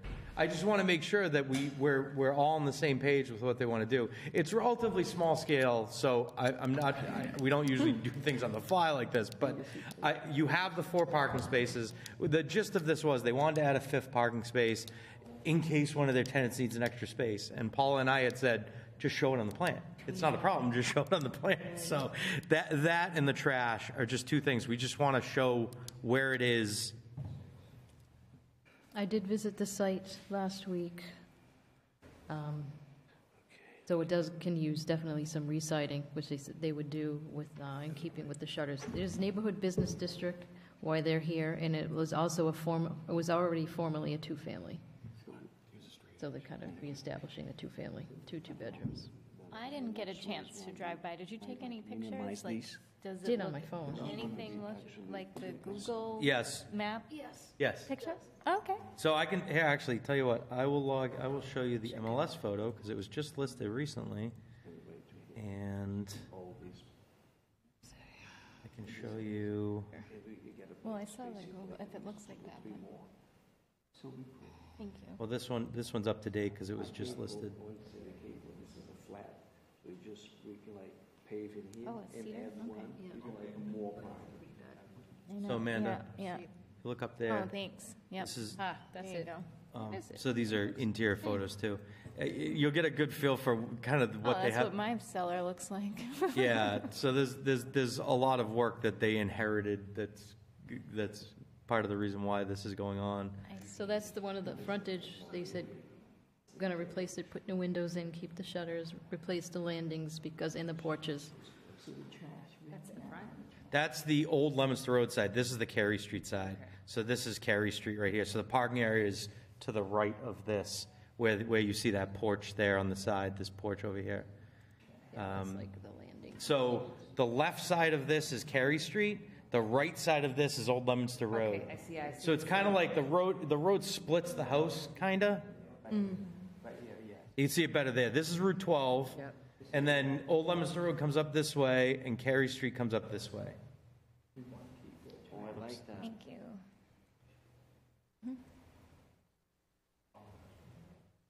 And promise, it's gonna be all brand new vinyl siding and new shutters. And the roof is like, it's about like, they tell when the sellers tell us about like 5 years old, but I don't believe that. And they're gonna, regarding, when I talk to the building inspector, we go through that if I have to. And in fact, I don't like the color either. I think the siding will go a long way. New siding is, that'll go a long way to make it look good. Are you working on the site plan? Because this is just floor plans. I'm not interested in the floor. Right. They are adding a fifth space. Okay. Show it on there as best you can, and the dumpster location. Did you draw that on there? Yes, we did. Okay.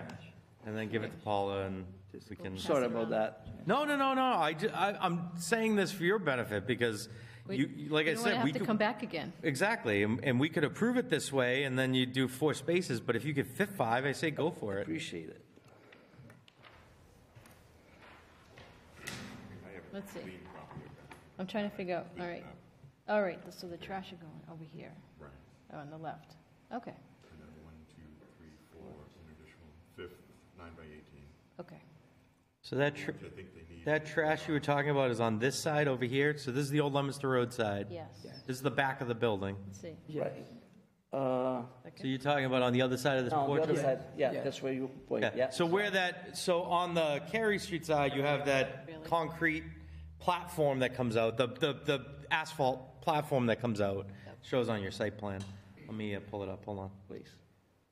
Yep. So you're talking about over here somewhere? I didn't have it. Yes. Two at the front. They meet Oh, okay, so right here. the parking space? No, the trash. To So the left. right about here? It's right there. Right. Okay, that's fine. I see it on there now. And I think what they're using for like a parking before, because it's like, Yeah, it's a paving. asphalt Part here. of that is asphalt there, yeah. Okay, good. See, it's a little bit of asphalt on the left. But So- definitely gonna redo everything and make everything new. Okay. And as Mike just pointed out as well, by adding the fifth space, you're going to have to go to DPW for a curb cut permit because there's still curbing in front. So you need permission from them to widen the driveway. Okay, because I Hey, was. Paul, can I speak to that real quickly? Sure. So if we're adding a fifth parking space here, that increases the curb cut from approximately 25 feet under existing conditions to that plus an additional 2 spaces. So we're talking about well over 36 feet. So that's something to consider too. But Okay. Also, if we're adding a fifth parking space, part of that's going to be within the city layout. Like a significant portion of that parking space might be within the city layout. So, that's something that needs to be considered. Yeah, I didn't know that. Oh, it's a good point. I'm just looking at where the property line is. It's one where it says like that word shed on to the right, and the shed is gone. But is that the Yeah. property? Is that the property That line? dash line's the property line? I thought that was just. Yeah, the dash line is the edge of the city's layout. Oh. So that parking lot is going to Probably be not right the up fifth against space. the property line. I mean, there's certainly examples of this throughout the city where it happened 50 years ago, 100 years ago, and it is what it is. but I'm not sure how that implicates, the zoning code here. Okay, well, we'll just leave it at 4 then. We'll just go back and we'll leave it at 4. I think and- those are great points. Yeah, thank you, Nick. So do you understand what he's saying? Yes. That part of that will be on the city property, so let's just leave it at 4. 4 meets what's required for 2-bedroom units, so leave it at 4, do not do the 5th space, and we'll just cross it out on this. And one other thing to add is just to make sure that there's a suitable buffer between the property line and the edge of the pavement. The applicant mentioned paving behind the house on the Old Leominster Road side. It's unclear in the zoning what that offset needs to be. I forget if it's 3 or 10 feet, but just something to keep in mind. And then there's a drain easement through the site as well, just to be cognizant of that. Yeah, Oh, on with the, the deck. yeah, on the, I see the hash mark on Hash the marks top on the left left. side, yeah. Yeah. That's all I had. Thank you. Thank you, Nick. I'd like to see from the applicant at least one elevation as to what the building is actually going to look like. Oh, just recite. I know you, when it's sided, I know you have said that you're going to put new siding on it. Right. And everyone thinks that that's going to be the end-all to the building and it's going to look great. Well, it's not the end-all, because there's so many different things you can do with siding to make the building look exceptional. And with one elevation, I'd want to see how it's going to be trimmed out along the windows, how the windows are going to be treated, what kind of windows you're going to use. Are they going to be 6/6 windows? Are they going to be solid windows? You're going to have shutters on the building. So I would like to see at least one elevation presented to the board so we can get just a good look at what the final look of the building is going to look like. There are a lot of people that apply siding to a building and they kind of cheap out when it comes to doing it. They put the siding right up to the window so there's no trim around it. I see Doesn't look so good. many of that, yeah, but we So plan to make I want that- to make sure with the elevation you're going to submit to the board that it's going to be done nicely and the building's going to look good. Okay. Yeah, especially is the first project we do here in Fitchburg. We used to work before on the South Shore, and definitely I want to make you, as proud of us, and we're going to do our best to make that house looks nice, especially because we intend to keep that house. One of us, that's we plan, because we don't want to just fix and sell it. We're going to keep for a long time, so. So again, I'm not sure how far this is going to go today, but I'd like to see one wall of the building, typical wall, and what it'll look like. Do you guys understand what he's asking for? So Peter's asking for, I'll go back to,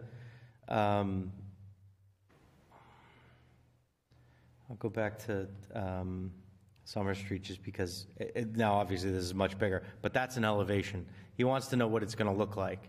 Not every wall, you don't have to do all 4 walls, but one at least typical. have idea. You know what I mean? So you choose kind of what you think you're going to do for siding and what your windows are going to look like and what it's going to look like. I don't know if you have access to something that you can do this with, or...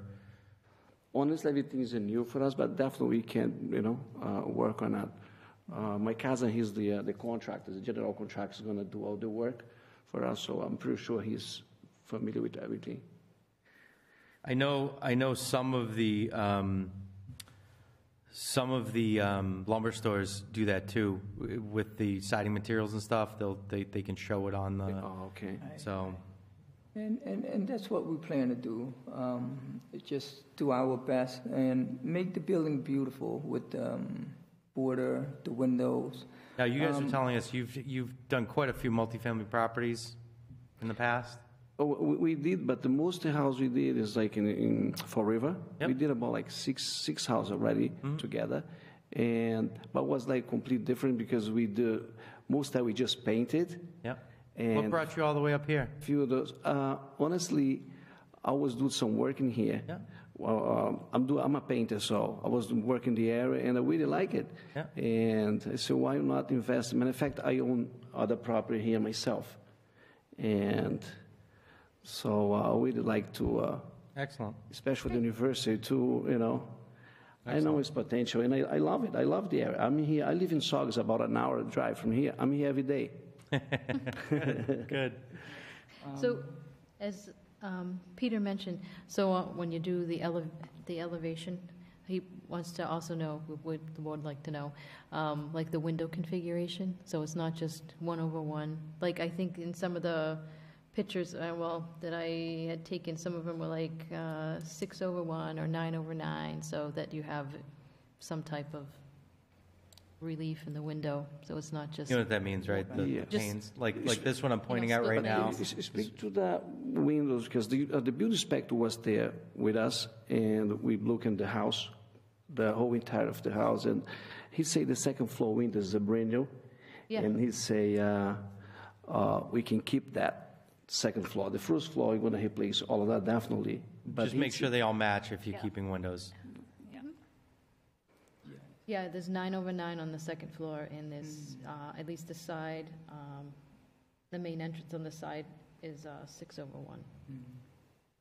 Yeah, if you have done other properties, even out of town, and you're going to do this particular property in that fashion, I'd be okay with a picture of that property. A finished And product. we can look at that picture, and we can say, okay, this is what the property in Fitchburg is going to look like.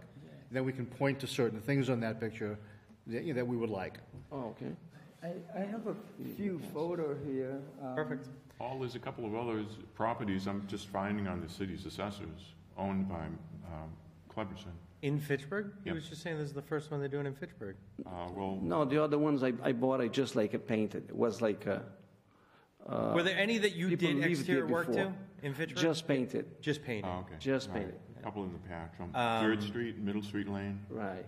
37 Middle Street Lane in 3rd Street. But just the inside you did for Middle Street Lane, that was already nice outside? Because it was people there before was a nice, nothing was changed. Okay. What was I just going to do? And- You said you might have- You do have one interesting aspect to this property in that it's very visible from one of the busiest streets in Fitchburg, Route 12. For those of you that don't know where this is, and again, I got to work through 9 Yes, the billion parking is kind things of here. Hold on. We get back down onto Route 12 here. DPW comments. Whoops. Hold on. I'm getting there. There we go. So this is the view. Salvation Army's on my left. This is the view from Route 12, and this is the building right there. So that side in particular is it needs to look nice because that's a very visible side. It's nice that I'm very glad that you're renovating it because clearly it's an eyesore the way it is now, especially that side. So. And I love the property, the layout. It's a beautiful house. After they fix it, everybody going to see that. So when you drive like on Water Street, which is the main street, people's going to see that. And our plan is to We can just say, create this layout here, a good a walkway on that, because right now there's no walkway on that side. Front side. That is the side, right? It's just grass. So we want to create a nice walkway path. The bush. There should be a walkway, a men's stair, right, on this side? Is it hidden by the bush? Hold on 1 second. I can show you from. Yeah, you can't really see it from that side. Yeah. Oh, right there. yeah, it's all grass in the I think front. it's There's no overgrown. walkway. So you're creating a walkway from the front porch over to the parking area? Yes. Yeah. Yes, a nice walkway there. So this way you eliminate all the bushes and, clean it all up. And It looks like it went either way, so it looks like it actually goes out to the side over there. There's a little bit yes, of this pavement side there will be too. nice and clean Just walkway. like our DPW commissioner had said, I don't know if you knew that's who was speaking a few minutes ago. Like he had said, just be cautious that you have a lot of city boundaries around this property. You're very close to the public way. Just be cautious when you do work that you're not doing it within the public way, that you're doing it on your property. Yes. Okay? So we have to clarify that with the... Yeah, I would. It wouldn't hurt too once you're on site to have someone from Commissioner Erickson's office, call them and say, this is where it shows on the plan. This looks good. No problem. Okay. That way, there's no wires crossed and everything's, everything makes sense. So. You said there will be added landscaping in the front as well? Yes, especially next to the parking space. Yep. Because you're going to have land, so that's what the people see. That's the main thing. The front... Okay. The front of the house? right On there, the used the left? shed used to be. Yeah. Yeah. Okay. Yeah, well, you're not going anywhere near that shed anymore now that we're not doing the fifth space, so. The shed's gone. Yeah, right, I know. He said, we're going to where the shed used to be. I said, now that you're not doing the fifth space, you're not going anywhere near there. You're just doing that, that extra, whatever it ends up being, Generally. 5 feet, 6 feet off of this, just to create that fourth space, whatever shows on this, the original plan that we had. So the only difference between the original plan that you sent in now is the dumpster not dumpster, the Draft city trash location, will be the trash to barrels, the left or which will this- be the left side of the It's going to building. be left side. Yep. There's a arrow here. And that's going to be all grass and, flowers. Make it look good, because you don't have a large Northwest. backyard and anything, so. The front of the house, there's a little grass section there. Yeah, it's hard when you say rear of house. There's 2 different spots that you can consider rear of house, so. So we could look at conditioning with submission of an elevation. Yeah, that's what I was going to say. So my suggestion would be, especially because this is a small-scale project, I don't disagree with Pete, especially because the back particularly is so visible. I'd like to see what that back looks like, because Cary Street I don't care about. But, that came out wrong.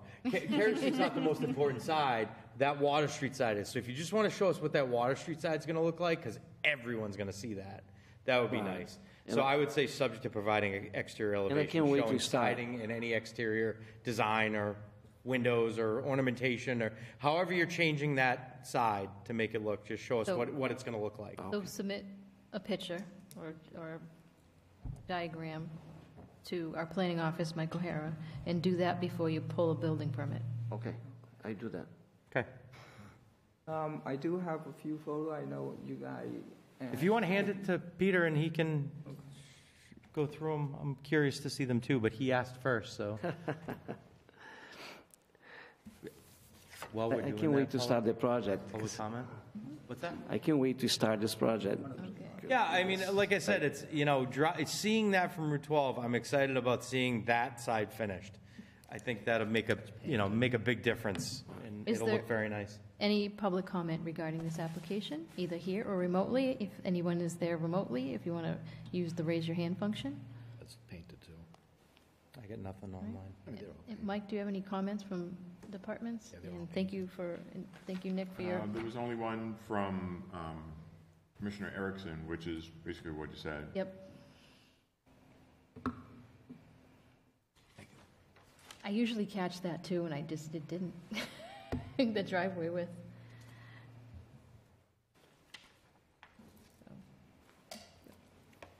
Yeah, I suppose if there was a main artery, I would have paid more attention to it. I just wasn't paying attention just because it's Cary Street. But yes, I'll make a motion to close the public hearing. Second. There's a motion on the floor to close the public hearing. All those in favor, and the second, thank you. All those in favor say aye. Aye. Aye. All those opposed? Okay, discussion? No, I mean, aside from Nick's clarification, which I certainly understand, is to keep it at the 4 spaces, the trash location to be as it was drawn onto that plan. So I guess the left side of the building, when you're looking at it from Cary Street, the property to have, according to the applicant, new vinyl siding, new front and side landings, show the, I had show parking spaces, I can get rid of that now. Pave and stripe the parking areas. Landscaping in front of the house make sure, all of these comments, make sure they're on your property and you're not working on city property. 2 2-bedroom units, to be 4 spaces as shown on the original plan, and subject to providing exterior elevation showing whatever your siding choice is and windows and design, generic, what we're going to see. Is that adequate? Pete? That cover it? I think so. Thank you. All right, anybody else in conditions? No, good. All right. I'll take roll call. I need a second. Make a motion. There's a motion. Is there a second? I'll second. All right, there's a second. And all those in favor say aye. All those opposed say oppose. Alin? Aye. Alex? Aye. Peter? Aye. Paul? Aye. Amanda? Aye. Paula? Aye. Laura? Aye. All right.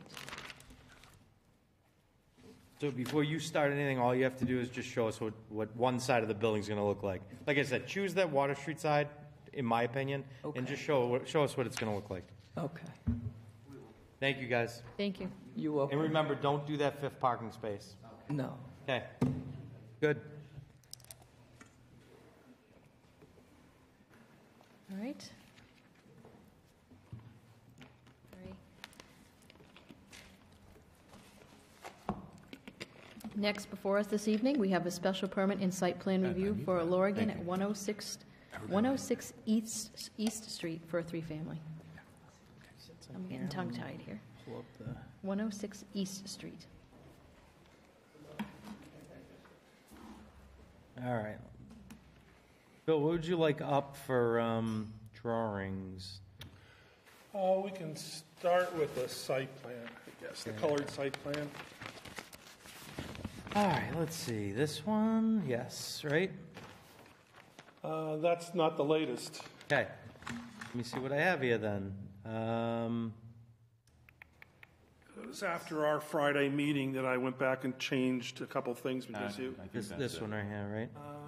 Yes, that's that it. has the two spaces straight. Okay. Zoom out a tiny bit so we can get, there we go, so we can get the whole site. All right. Okay, all yours. All set? Yep. Okay, I'm Bill Lorigan with Lorigan Architects, and with me is Chris DeRosa with Falcon Nest Properties.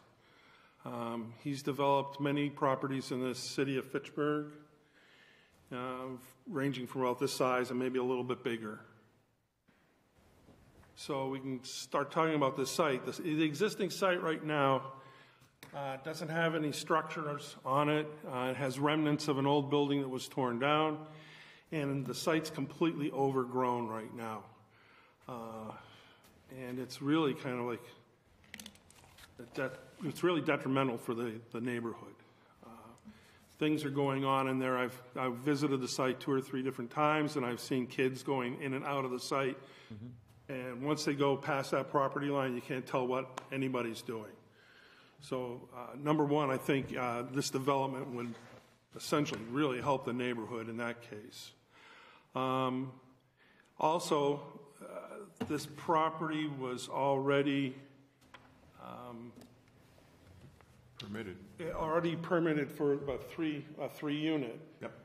So the 3-unit was a 3-story tall building with a parking lot essentially in the front of the house, between the street and the house. So I took a look at that. I'm going, well, this is a neighborhood, and I really don't want to have a parking lot in the middle of this neighborhood. So we looked at how we could do this, and I thought, well, there again, it's there's a lot of single-family homes in the neighborhood, although this can have a 3-family on it. I looked at doing townhouses and then going back into the site with a townhouse, and then essentially if there's any parking, you won't even see it from the street. It'll be really like a residential driveway going into this property. Thank you. So it's zoned RB. We're allowed to do a single family or 2-family, but we need your permission to go ahead and do a 3-family. The lot area that we're required to have is 10,000 square feet, and we have over 19,000 square feet. The frontage, we're supposed to have 80, and we have 92 feet. And then the parking that we're providing is, by zoning, we have to have 2 per townhouse. So I'm showing 2, 1 in a garage and then 1 in the driveway outside of the garage. And then I added 2 guest parking spaces. Because, it's always nice to have room for your guests when they come over. Then keeping with the appearance of the neighborhood, the single-family home, then if we want to turn to the elevations, it'd be sheet ACP 3. So right here, yeah. that looks good. Nice looking. And so down in the lower right-hand corner, that's the East Street elevation. Yeah, and that's what will be seen from East Street. The driveway will be to the left, and then the entering of every unit will be then from the left side of that front elevation. Yeah, I like the kitchen window you added there. That's a little bit better than the first iteration. Yeah, I added a couple windows and made that one gable element a little bit bigger, and it has a better presence. Yep, I'm fine with it. Yep. So I'm trying to think of what else. Then the color, there were some concerns Friday about color and how it was all going to look. And we've discussed that. And because of them being 3 townhouses, we'll have most likely 3 separate colors for the building. okay. So it doesn't look like all big one white building. I think you brought that up. I think your only concern was you didn't like white, right? Everything all all white? well, just everything all white, Yeah. either Or all just or all some one all one color. color is Yeah. just Yeah, kind of like so- something that breaks up, even if it's just between the doorway area or something on the elevation. There was a different offset colors. Yeah, and what we really wanted to have Or show material. the separate buildings to make it even break up that larger facade coming down the driveway even more. So there's the play of the front of the building. Okay. The second floor steps out, the first floor steps in, the garages step back. So there's a lot of movement in the front of the building. And then now with the color, the 3 colors, plus probably a different color trim, it's really going to have a lot of movement in the building. It just won't look like one big arc. Yeah. Yep, I'm sure that I'll be complimentary. Yeah. So then, oh yeah. Yellow, green, orange. Yeah. Then to get to the floor plans, each one of the units will have its own full basement. On the first floor, there will be living space, kitchen, dining area. What's the square footage per unit? Pardon me? Square footage per unit, approximately? Oh, what did that come up with? It might be right on the plan itself. So each unit, let's see, unit number 1 is 1,800 square feet. Unit 2 is about 18. Yep, they're all about 1,800 square feet each. Okay, with the parking garage space. And That does include the garage. that includes the garage? Yes. Okay. And these are rental units? Yes. Rental units. You might have said this, Bill. I apologize if I missed it this Sure. whole time. But how many bedrooms?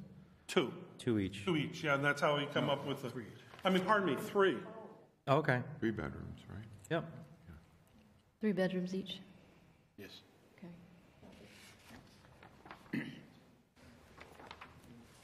I think if there's any would be any conversion in the future that it would have to be recorded in the deed as such with a condominium. It's hard to say, there could be. Yeah, it would just be, Like I know said, that. it would just be a standard requirement Standard condition that requirement. if they ever Or- turn into condos, that you Master deed. give us the opportunity to review the condo docs Yeah. so that we can make sure future ownership can maintain it.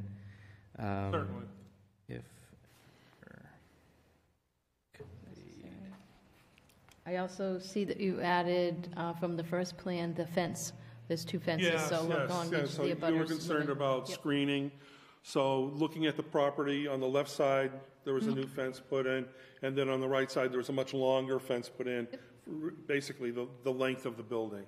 And also for the benefit of the unit occupants. Probably more for the people who are living in these new units Yes. rather than the neighbor, because it doesn't look like the neighbor really is concerned about the property line, because right now there's a chain link fence that's been torn apart and it's leaning, and there's a lot of debris right along that fence.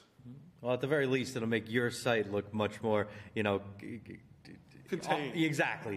It's the good word. Yep, absolutely. Do we have, If I could interrupt that for a second, part of the philosophy is that when we do a property over and we make it, in my opinion, the best property in the neighborhood, I think people start to see that they don't need to let their properties go down any further, that they can start investing in their properties because the values of their properties are increasing. So that's my concern for all the properties we do, and I think in a lot of neighborhoods we've been in so far, we've seen that. So I'm pretty proud of that. And it appears to be a substantial investment. Also, there are a lot of mature trees on the site, particularly to the rear. Are those going to be maintained? I didn't see any, there was one pine tree looking at the property from the front. There's one pine tree that's really kind of like. Oh, to the left in the front, right. Towards the front. And I didn't really, I'm not an arborist, but it didn't look too healthy. I mean, there's some splits in it, and typically pine trees of that size are pretty brittle, and that's going to come down at some point. And you had mentioned about there were mature trees in the back. In the back. And I went, there are no mature trees back there. They're all fairly small. Oh. I think it's beyond the property line that there's some other trees. I think it's just ensuring that there's still some type of buffer, vegetated buffer between the property and the abutters. That's kind of the intent. So. And I kind of argued with Bill over this because his comment came back, he wanted the vinyl fence. I'm more of a living fence, so I love the guy that was doing the plantings today, because I would just assume that. To me, that's more environmentally friendly. Vinyl, look, everyone says vinyl's vinyl, but I'm getting less and less enchanted with vinyl. And of the last two properties we've done them in aluminum siding, which is even harder to get today. But with the upgrade of the windows that we use, and everybody's now using them, they're actually burning the siding. If the sun gets to them, they reflect, and they burn the siding. I've had 4 or 5 buildings now that have re-sided because of and I actually called Certainty and said, can I ask you, I mean, not for nothing, but you put on this, it was made January of 2022. Did you ever put a warning and said if it's in sunlight, it will burn? So I'm less and less enchanted. We're doing different products now we're testing. I'm not really thrilled with aluminum, but I did think of, the first thing I thought of was when you buy a Corvette, they just paint them again, and it's beautiful, and they last 25 years.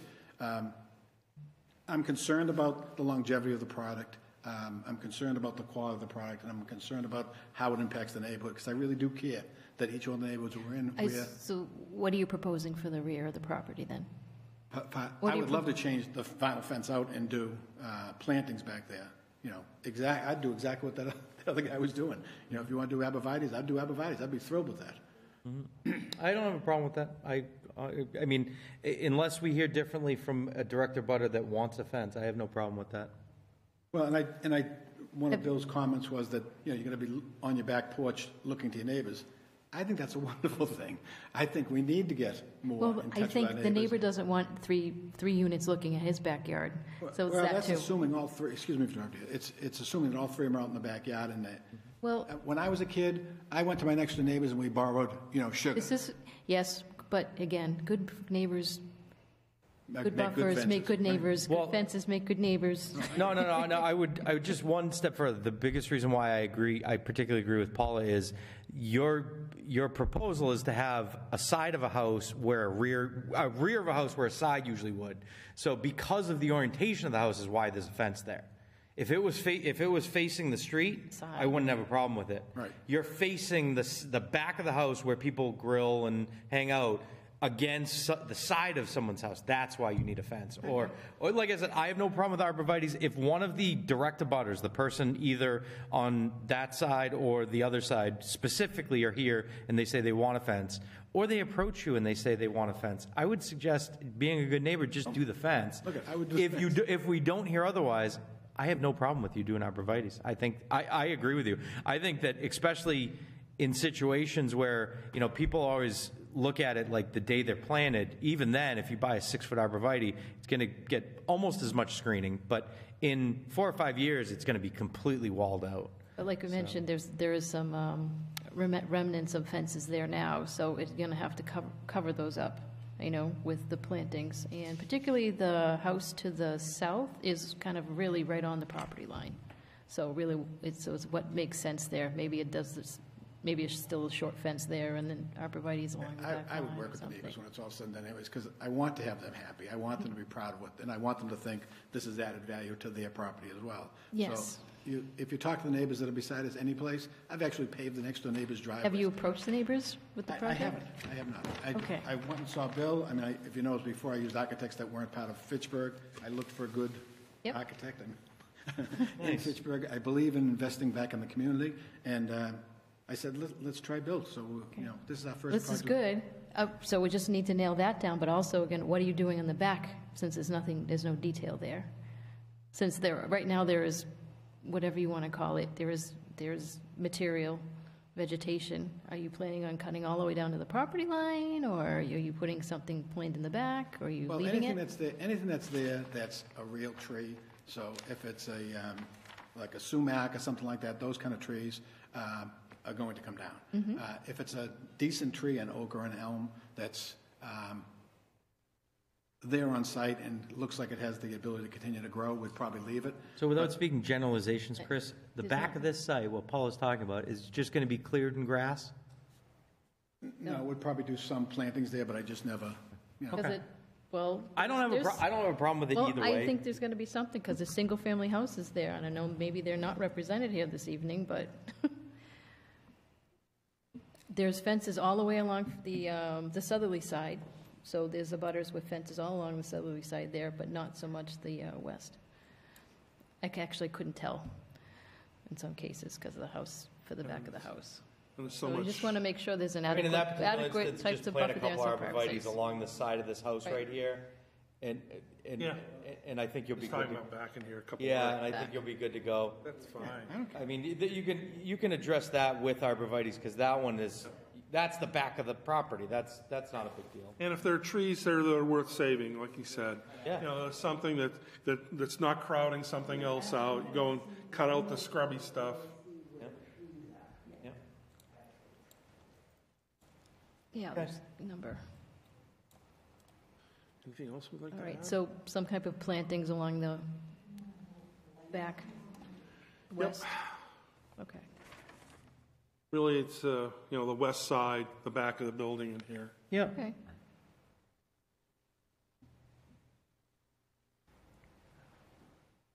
Not that it isn't nice to look at, but there's still a privacy piece.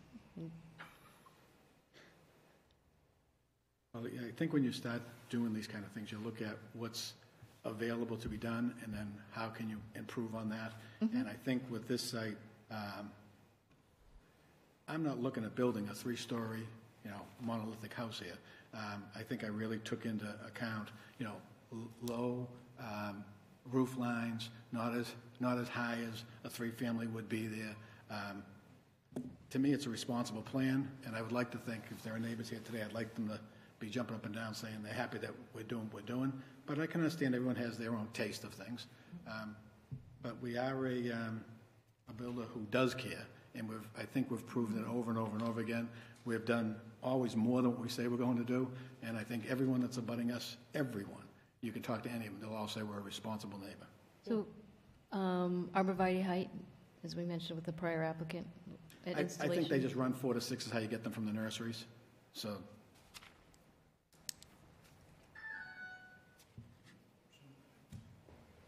Pretty much along at least the length of what's been outlined with the fence, if not however else you want to add to that. So where we're showing the fence right now, putting arborvitaes there would be. Yeah, let's take be public agreeable comment, and then with you. we'll get back to this. Let's Okay. take some public comment and see where we go with that. Could be either or. Because like I said, conversation becomes easy if no one has any concerns whatsoever about it, because then we can unilaterally make a decision. Is there anybody in the audience here this evening? Fantastic. I'm sorry, I was doing all the talking up here. If you just please, can you come up to the podium? Can you?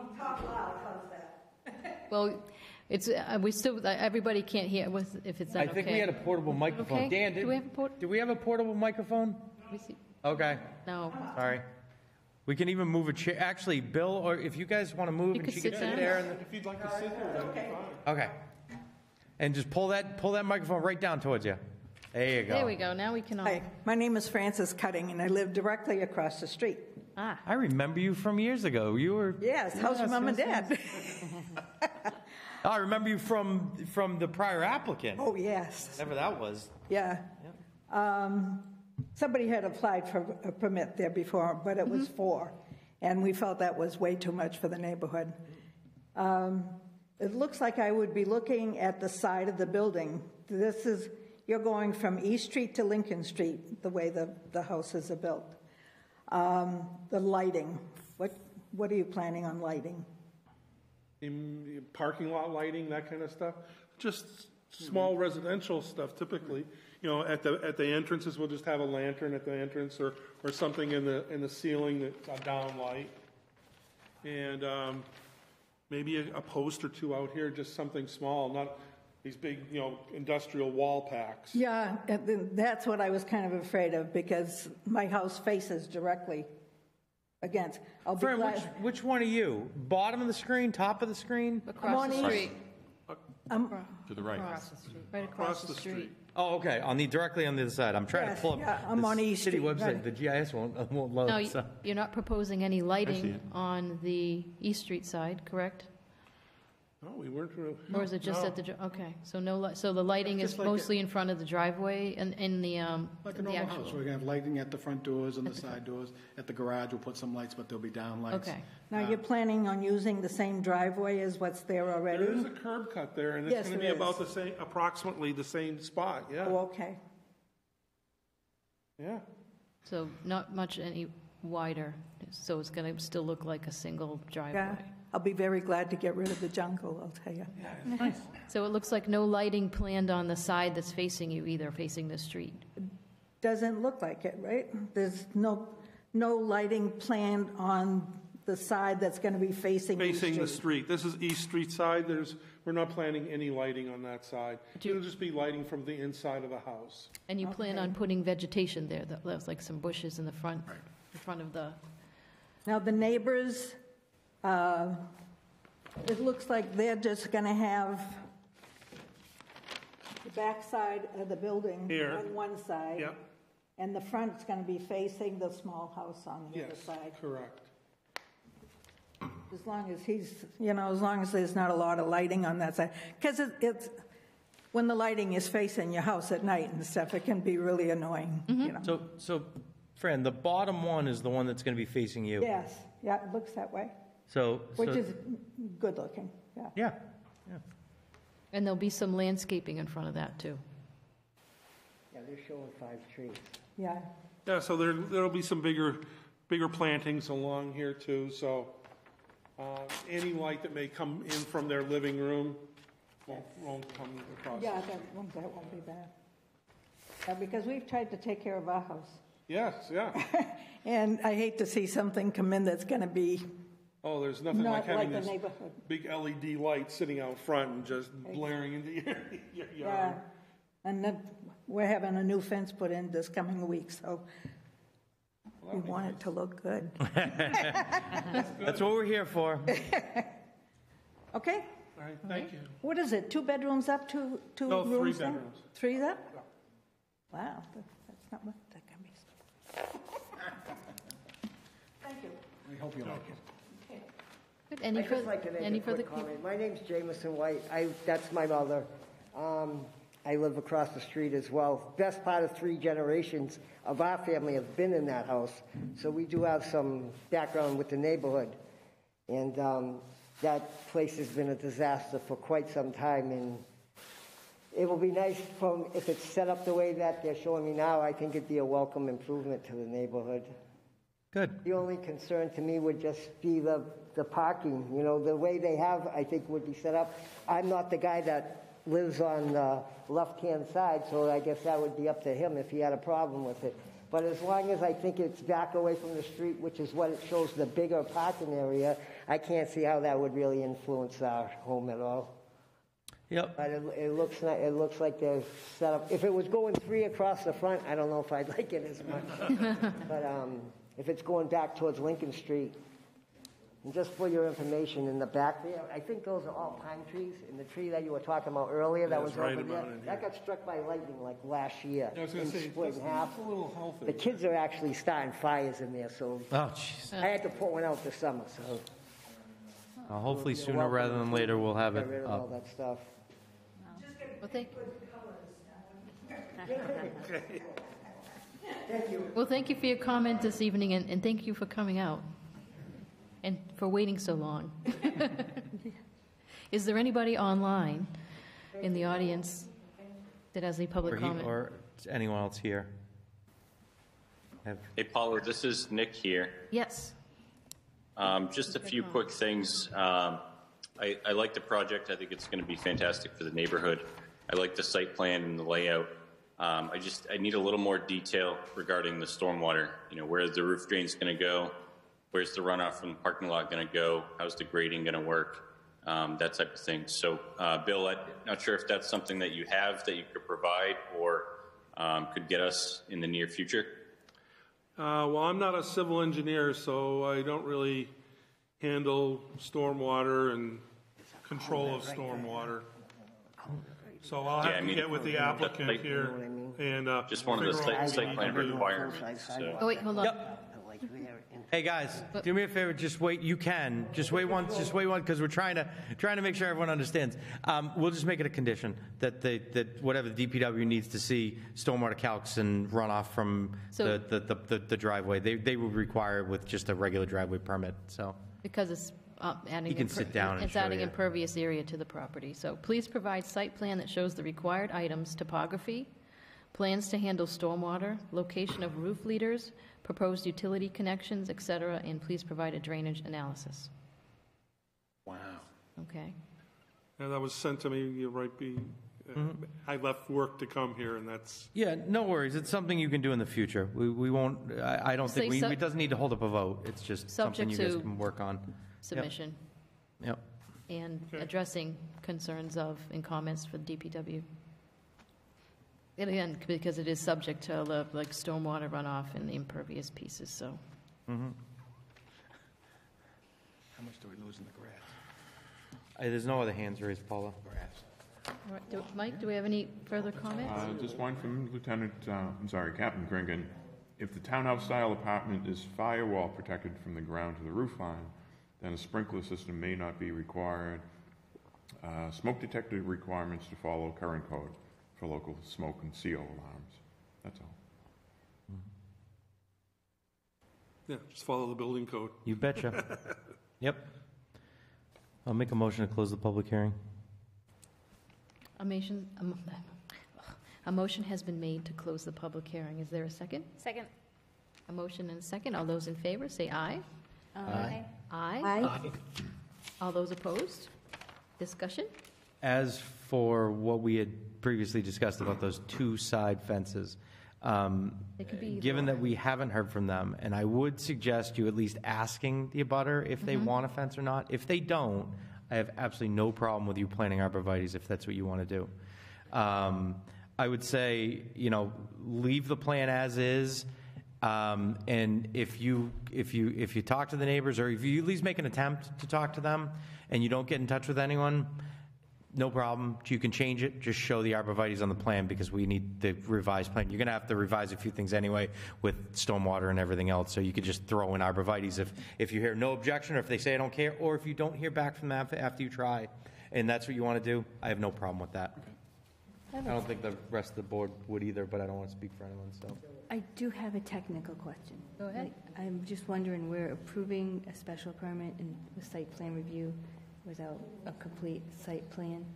Is this going to cause the applicant issues later on? No, because we're going to condition it on what DPW needs. The site plan's thorough. We just need stormwater, grading, topography, and drainage analysis. Not thorough. Hey, Paul, do you mind if I weigh in on that real quick? Go ahead. So one of the issues that we have is that there's a disconnect between the planning board approval process and making sure applicants follow through with what you condition in the approval letter. It's something we've been working towards over the past few years to improve, but it's still not quite there yet. So I kind of ask for the board's help with some of these things, with not necessarily conditioning stuff like a drainage analysis, which has the potential to significantly impact the viability of a project, but instead having the applicant show those on these site plans, because technically it's a requirement of the site plan. Site plan requirements include topography, plans to handle drainage, a few other things. So it's something that really should be shown and not conditioned. Right, but the condition is to show it on the plan, Nick. Right, but who's to say that the applicants met that after the fact? If the applicant decides not to ever talk to us again, Well, is it I my suppose job then that's with building and DPW to figure out. Fair enough. I guess projects end up slipping through the cracks, so I'm asking for some help from the board. The bigger issue is, and this isn't particularly this one because this is the first hearing, so I don't necessarily ever have a problem with them going more than one hearing. The problem is when we get department comment the day before, the day of, or 2 days before, we can't expect them to come back a month and a half later or 2 months later just because we don't have time to revise plans. So why is it the requirement that this stuff is shown on the plans part of the zoning code then? Why not just have them come to the board and ask them, all right, what do you want us to show on the plans? And then the board dictates what's shown. I guess my point is the requirement of a site plan is to show these things. Yes. So if we're approving stuff with a site plan that doesn't show these things, then in my mind, that's a problem. Okay. I can see I can see that perspective. It becomes an issue with, Well, first of all, the mayor's office and economic development of holding up applicants that have done, generally speaking, due diligence. So I see this as but I see this as it's still like a concept, and now we're going to get drainage and other analysis to be done. Well, which is part of a. I think it also sets precedent. If we don't have a complete site plan that we require, we'll see a lot more of those applications. So this is right, but we never let them get to the point where they're not approved. This should be with it being caught done. up front during the initial submission of the application. It's incomplete. We also need department review a week or two before a meeting. Well,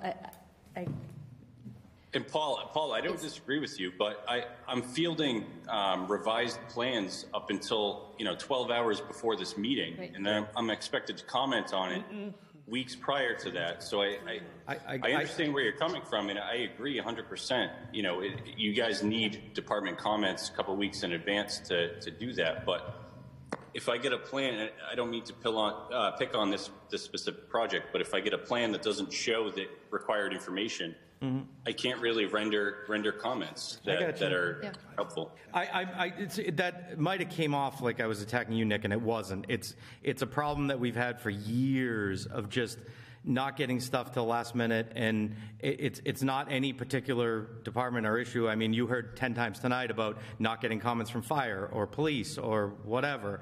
It's a chronic issue we have. But I appreciate Nick's time. He does comment and appears at our meetings. Oh, absolutely. I mean, Nick's the most responsive person we have. He's at all our meetings. Yes. So, my point is there are times where we have to approve things subject to things being done when they're minor. Now, if this isn't minor, I certainly understand. I suppose. I mean, I did a stormwater one for Nick Bostonetto for my property, and he had me draw, or maybe it was you, I forget, had me draw it on a piece of paper. So I was just under the impression for something like this that isn't a large-scale project, it wasn't a big requirement, but... So on the back end of this, so it was me that you dealt with where I asked you to show the revisions on your plan, but on the back end of it, it makes the DPW's life, DPW engineering, reviewing and keeping track of these things extremely difficult. I think it would help us out a lot being so short-staffed to require these things for submittal, and then if someone doesn't submit the plan that shows everything that's required, just say, we're not putting it on the agenda. That's typically my stance. If it's not a complete application. We've been leaning that way with other things before. Like I said, my thought with this particular question, I wasn't under the impression it was as important. Now, being educated by Nick, that's fine. I have no problem. It's just, it has to, we meet again 4+ weeks from now, so. Yeah, again, I hate to use this project as an example, and I'm sorry, Bill, but this is something that I observed when I started here in 2016. I've made significant efforts to try and improve the whole process and communication between DPW and planning. And this is kind of like the last hurdle that I see, because I see a lot of these applications that come in missing certain requirements, and then it's conditioned on DPW to follow up. but we just don't have the staff resources to make sure that that follow-up happens. And there's no like planning board police that come in to make sure that this stuff gets followed through with. Just to clarify something, I know that it's a public but you're bringing up other things right now. We had an application in 3 months ago. So it's not like we submitted something and we submitted revisions at the last moment. This has been in the system for 3 months. So It's Right, Bill, but unfortunately, you some of know- the first times that some members have seen it, like. that's I understand it's not your issue. that sounds like an internal kind of thing, Yeah. and Well, the other thing too, Bill, is that the requirements for site plan review are posted on the city's website and in numerous other places. You know what's required to be shown on a plan, yet you don't show it on the plan. And I'm not picking on you specifically. This happens many, many times every single planning board meeting. We talk utility connections and things like that, of that nature. This is more like, here's a concept. It's like, okay, now design it. Right. If we're submitted a concept, then the expectation should be that there's 2 meetings, one to review the concept and get some comments, and the second to follow up with the changes, edits, revisions, etc. If the expectation is to get an approval in 1 meeting, that plan should show everything that's on that checklist. And on that checklist, it includes plans to handle stormwater runoff, it includes topography, it includes a lot of things that's not shown on your plan. Okay. That being said, with this application, I do concur that we should get the remainder of the application requirements. I don't have any problem if we'd like to continue it to the next meeting till we get the materials I submitted. think And if they were submitted early enough, then it can get some additional comment from the departments. Yeah, statutorily, I mean, Nick's certainly not wrong. Looking at this plan now, the level of detail is not what's required with city code, so. I support this Though it project. looks I'm nice. really sorry to delay it, but it does lack. It's fine. Like I said, I can't argue that point.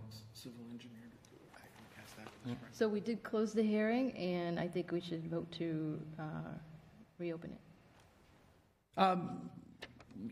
Yes, in order to get the additional information to continue it. Okay, I'll put that in the form of a motion if I can. Second? The motion with a second. All those in favor, say aye. Aye. Aye. All those opposed, say opposed. Okay. And I suppose in the meantime, you can figure out the final configuration of what the determination is for those separators. You can show the arborvitaes to the rear of the site. By separators, I mean what you decide for fence on the north and south side. Again, I'm indifferent unless you hear otherwise from the abutters. Aside from that, just. So what is the motion then? I couldn't hear it. We just reopen the hearing because we had closed it. Oh, okay. So we reopen it And because we now- can't accept any new documentation once the hearing's closed. Now, So, make a motion to continue it. yeah. So I before we did that, I just wanted to tell Bill, obviously, so just read through the code, just have the plan drawn with stormwater, grading, topo, everything else And that's it required. may be a few months then before we can come back with that. Yeah, I mean, that hasn't, Nick's not wrong, that hasn't changed, that's always been a requirement, a site plan requirement, so I don't disagree with him, what he's saying.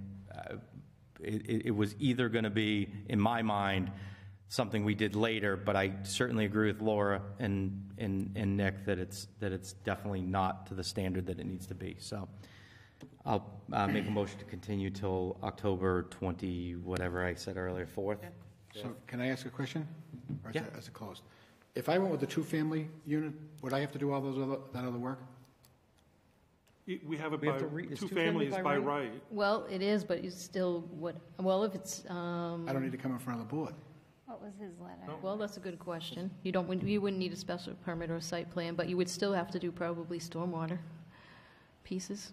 And the connections. I don't see that in the zoning ordinance. by right, we can put up a single family or two Well, family. you still have to comply with stormwater no matter what you Yeah. put up, building or But structure. that would be then through the So building whatever is department. infiltration that you need, or the connections that you need, or, I mean, it's all part of the code. Yeah, but that would be part of the. Paula, you mind if I chime in? Building department, correct? Dick, do you have a, So the city's policy is that for a building permit to be pulled, a utility site plan must be filed with the DPW engineering office for any new building that's proposed within the city. That includes showing topography, utility connections, and plans to manage stormwater runoff. So you can certainly build a two-family, but in order to get an approval for utility connections, you need to prepare a utility site plan that shows engineered drawings about how you're going to connect to our utilities and engineered drawings that show what you're planning for the site. So this is something that it's required, period. Whether it's conditioned into the approval for this or not, you're going to have to do it eventually. So you might as well just do it now. Well, so the other part of my question would be, if I decide we're going to do the 3 families, which I'm hoping to be able to do, and you're going to send me back to do additional site work, I do all the site work, and at the end you say, well, we only want you to do a 2-family. What I don't want to do is do all the work for a 3 to come back and say, oh, no, I only want a 2 now. So I don't know if I get approval for this, and I'm coming back for another meeting that has all that other information, but it's a whole different plan if I can do a 1-family, 2-family, or 3-family. So in the past, I mean, I've met with the DPW. They've come out on site with me.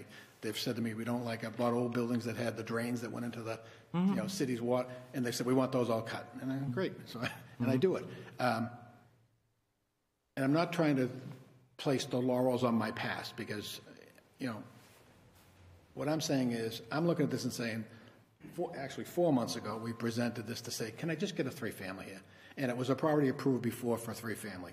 And now I'm going to be going to the winter months, which now runs up my cost to build. So I get all that too. I didn't expect anything. I was hoping that the planning board would say, we're going to approve this 3-family with me getting approvals from them. I got no problem with that. I'll go get all the approvals. But what I don't want to do is do all the work to find out after you're all done. although we can take a poll. I mean, I'll unilaterally are tell you, comfortable I with have that? no problem with this whatsoever as a 3-family. I'm not speaking for the board, me, myself, everyone can do this how they wish. I have absolutely no qualms whatsoever with this plan, and you've been very amenable to the tweaks that we had. I have no issue whatsoever as long as you meet whatever's required by code, and that's all it is. And I want to do it right. So similarly, I don't have an issue with granting of the 3-family and these conditions are met. I agree, but the code's the code, so we should follow the rules. That's why they're written. I'm not Yeah, but saying I don't want he's to follow just trying the to figure out whether or not you're okay with 3. Oh, yeah, no, it's fine. Yeah, I was ready to do that like a second ago, but still am. Well, if we continue it, he wants to make sure he works on his plans that. No, I like he's this. Looking at. Okay. I like this, but I like what Nick said also. I'm not going to go without saying that. I'm not trying to knock what he's saying. I agree. I'm willing to do all that. I always do it. So I don't have a problem with that. Laura, I've I just guess the been burned question by is, does other anybody towns. does anybody on the board feel a little differently or have an exception towards the 3-family at this time? Just. Not at all. I do not feel different. Alex? I don't have an issue with what, we're doing. I think just, the conditions that we have to follow the rules is kind of what we have to do. Okay. So, Peter? Well, I think Bill has done a great job on designing this 3-unit. It looks fantastic. And I think it'll be a really good addition to the neighborhood. I'm all for the 3-family. Anna Lynn? No, I agree. I have no problem with it being a 3-family. I don't think that's going to hold up anything beyond what we determined with the site plan checklist, missing a few things. Okay. Yeah. So, that being said, hopefully you consider that you'd like to move forward with the project. Oh, I definitely want to move forward. Now it's just a whole timeline thing, because I had everybody set, I hear ya. ready to go. So now I'm going to go to the spring with this. That's the only So thing. rather, It is what it is. And finding a civil engineer today is almost impossible. Yeah, I mean, but like I said, I was trying to, I suppose I was trying to put the cart before the horse when I said that, and I shouldn't have spoken up. I certainly shouldn't have spoken against anything that DPW commissioner had said, because he's right. I mean, it's in the code. It's a requirement. There's, you start changing it for a 3-unit development, then a 4-unit development asks you to change it, then a 10-unit development asks you to change it, and then it causes large-scale problems. So I know about timing-wise, but even if the board did approve it this time, you still have to do those same things with the same timeline. So I agree with that. I agree with all that. And what I'm not agreeing with, we won't. It's informative we won't have about the. something in 30 days. It's that's great fine. information about the obviously, process. whenever you can, we meet the fourth Tuesday of every month. Whenever you can, we'll put you on the agenda, and hopefully we can put you towards the beginning, because hopefully it's pretty straightforward, and we can just vote on it and move forward. It's just a question of, and I certainly understand. I know I deal with engineers all the time. I know hiring someone to do this sort of work, anything, whether it's surveying or civil or whatever, there's a long list of people waiting to do that stuff. But like Paul said, either way, even if we voted today condition on you doing it, you can't pull a building permit till you get all that work done anyway. That's correct. So the only difference is if you happen to get it done, a couple days after a meeting, and you got to wait a whole month for one of our meetings. So the longest it will go is 30 days longer than it would have gone after today. That's the longest it would ever go. So really, we're only pushing you back 30 days, other than what it takes you to hire an engineer to do, which you'd have to do no matter what, whether you choose a single, a 2, or a 3. So. Yeah, no, I agree with that. Sometimes the utilities decree what you can put on the site, too. Yeah. So it's almost the cart before the horse. Yeah. So, I mean, the list of changes are very minor. The one thing we had talked about, I just want to mention, because we talked about it Friday, but we didn't talk about it here. One of the permit conditions would be, and I think you mentioned this, that all the trash receptacles would be kept in the garages. It's on the drawing. Perfect. And then, like I said, between now and next month, or whenever you can come back with the final stuff, just, if you do arborvitae's, great. If you don't, just leave the fences. If you don't care, just leave the fences, or whatever. Yeah. Just figure that out between now and then. Talk to the neighbors before. Yeah, exactly. So, but all in all, I think it's a good plan. Good plan. Very nice design. Thank you. Very a lot of thought. So it's the fourth Tuesday of October. We said the 25th. So we're going to finish the motion? I made the motion. I just don't know if we had a second or not. Second. There's a motion to continue it and a second. All those in favor say aye. Aye. Aye. Aye. Aye. All those opposed? Okay. Thank you, guys.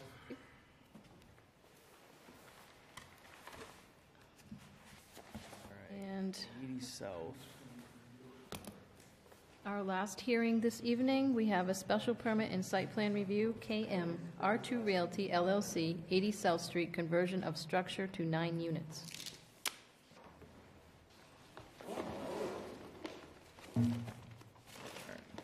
Bear with me 1 second here.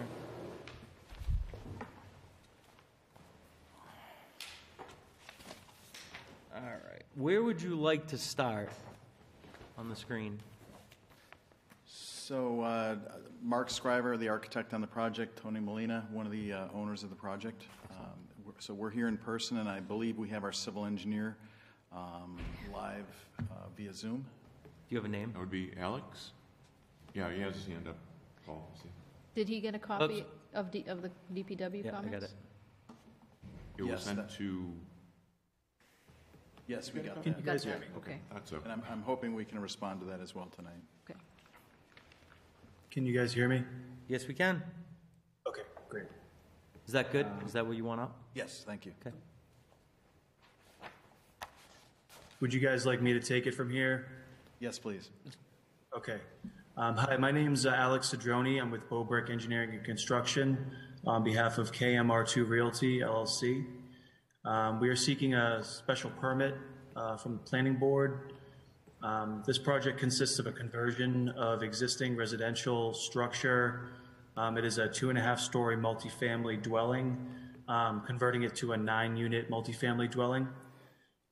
Per zoning, the project requires 12 parking spaces, and we are providing 15. You can see the 2 slightly hatched areas on the plan. The one to the right is one access to the property. It contains 2 parallel parking spots and 2 spots inside an existing garage. The hatched area to the left is another area of access that provides, we have some updated plans that it provides 11 parking spaces. If you were to look, go on the left pavement area, go all the way up to the top of it, those 3 parking spaces, the parking space all the way to the left will have a dumpster with a enclosure on it. I have the plans in front of me, just looking at it. Our call out calls for a dumpster with the appropriate enclosures. I believe that plan was submitted, if you guys can look for that. It was submitted today, I believe. Yeah, let me see. Is it in our new draft? Oh, right here. Yep. Sorry, I just had the wrong one. Yeah, right here. Not a problem. That's the right one. Yes. Glad I was able to give you the coordinates of it anyway. Yeah, exactly. We got it. So, so that's where we'd be putting the dumpster. Again, it'll be enclosed. You can see at existing conditions where the existing curb cuts are, there are some fairly old retaining walls. We would be looking to replace them or remove damaged sections and complement them with additional new retaining walls. Yes, right there is an area where it would be removed. To the right, there is a retaining wall along the driveway, or to the right, actually for the left side access, to the right of that access. Yep. Yeah, so we have some retaining walls at the entrance that are pretty minor in terms of height. The big retaining wall on the left side parking area is a pretty lengthy retaining wall, but it still does not exceed 4 feet height. And around the parking area, there will be a guardrail to protect cars from the edge of that wall. In terms of utilities, the sewer service, the existing sewer service is planned to be reused, and the existing domestic water is to be reused with a new 2-inch fire suppression connection as well. That may be on the plan before this one, before or after, is where the utility information can be found. Yeah, it might be after the grading and drainage plan. Or maybe actually, you know what, I'm sorry. You're just talking about the utility connections? Yes. It's okay. Yeah, our DPW commissioner, I'm sure, can speak on that if he wants to. Okay, great. I will move on to the stormwater, if that's okay with the board. The stormwater, we've designed it to collect 100% of the roof runoff to a Cultec 330XL infiltration system. The system is sized to collect and infiltrate all the roof runoff. So not necessarily not 0.8 inches per square foot, but we're looking at in our HydroCAD for the 2, 10, 25, and 100-year storms that will handle the roof runoff. Runoff from the parking area to the left large parking area is the grades graded towards the retaining wall. And before the retaining wall, there will be a stone trench with an under drain that will pop out at the location of the proposed stone slope. In that area there. Yes, thank you. And that will discharge out of that wall and will run through it'll infiltrate due to the riprap stone, but it will run off from there. The total runoff rate and volume are decreased in all storm events. The required recharge volume is met and exceeded for the project by proposing the Cultec system. Since it is a redevelopment, there are certain stormwater standards that are more or less flexible. And we are in a residential C zone. And I believe that is all for my presentation. Thank you. All right. All right, so that's the civil portion of it. I can run through the architectural and the reuse of the existing building. Perfect. So basically, as he had mentioned, we've got 9 units in total. We've got 1 studio, 3 one-bedrooms, 5 two-bedroom units. And that is the 8 units between the 1 and 2 bedrooms are in the main residence itself. And the single studio unit is actually in the garage area, above the garage, 2 parking spaces. So both of those are existing buildings. And the square footages are noted on sheet A0 as far as the residential goes. I did have one question for you, and I think we talked about this, but there was a note, and I don't see it anymore, or maybe I'm looking at the wrong. There was a note on one of the plans originally that said, oh, it's still there, existing building renovation to be designed by others for the garage. So that, I guess that's what the civil engineer put on there, referencing myself. Oh, okay. All right. I just want to make sure. So it's covered by one of you. Okay. Exactly. Yes. It's civil engineers pointing to the architect. Right, that's fine. It confused me. Okay, good. Of course, yeah. Go ahead. So we've got plans that cover all of those elements relative to the existing. So our real focus with the building was to reutilize, rehab, and not destroy the original design of the building.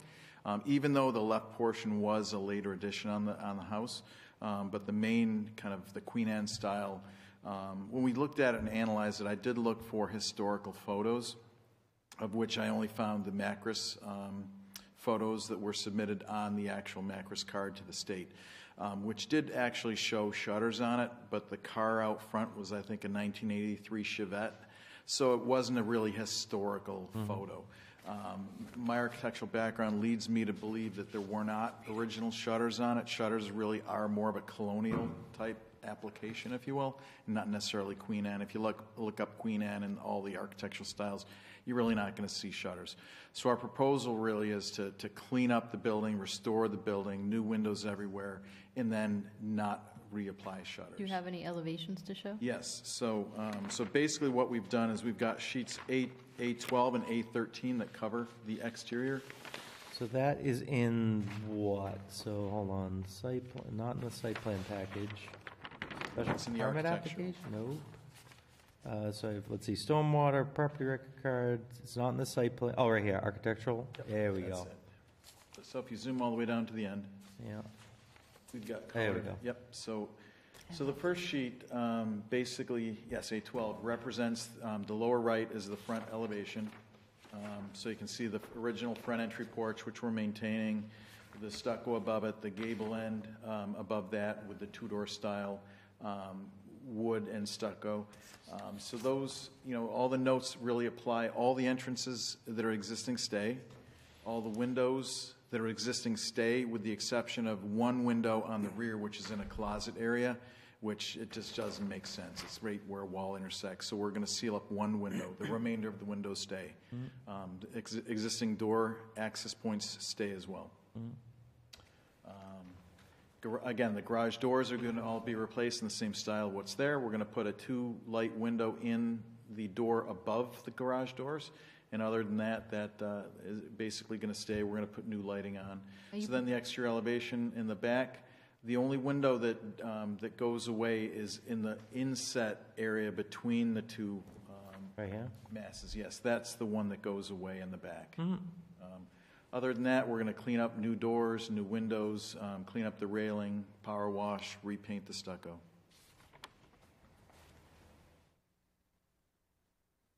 Are you planning on in front of the garage, the existing barn? There looks like it's concrete. Yes, so all that cracked concrete is going away, and everything's going to be paved with asphalt paving. What about any landscaping in that area? Well, since we've got to access the actual overhead doors for parking purposes, the area we have for landscaping is between the driveway parking and the residence, which is really only applicable for small bushes.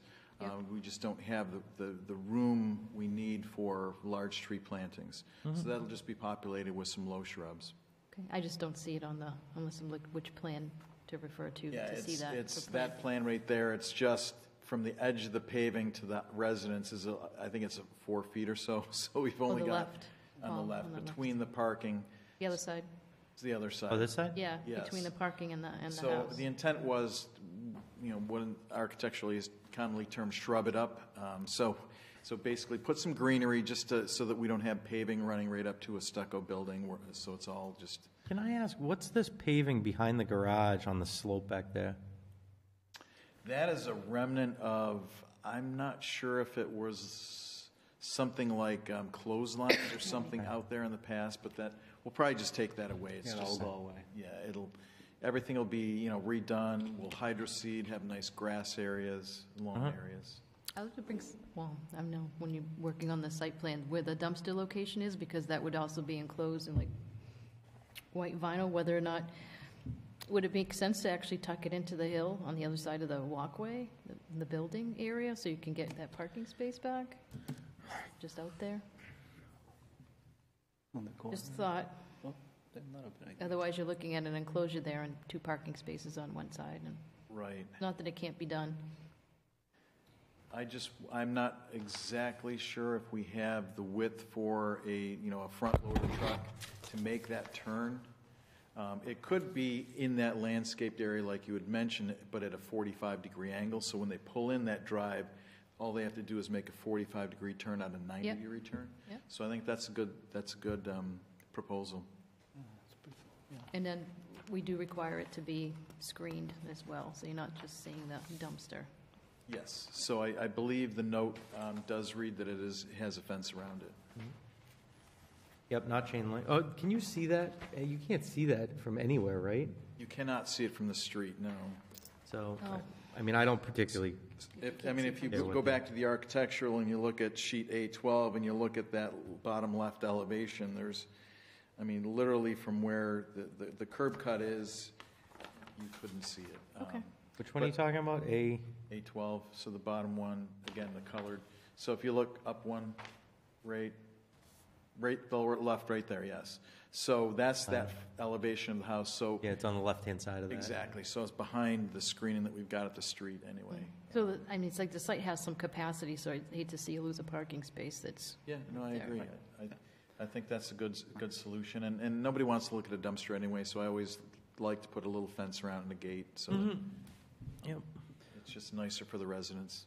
And so one of the visions as an owner, as a developer as well, we had there was to basically the whole front, all that stone wall that you can see from the street, we were going to basically rebuild it with the same material, same granite, repoint to make it look like when it got built back in the day.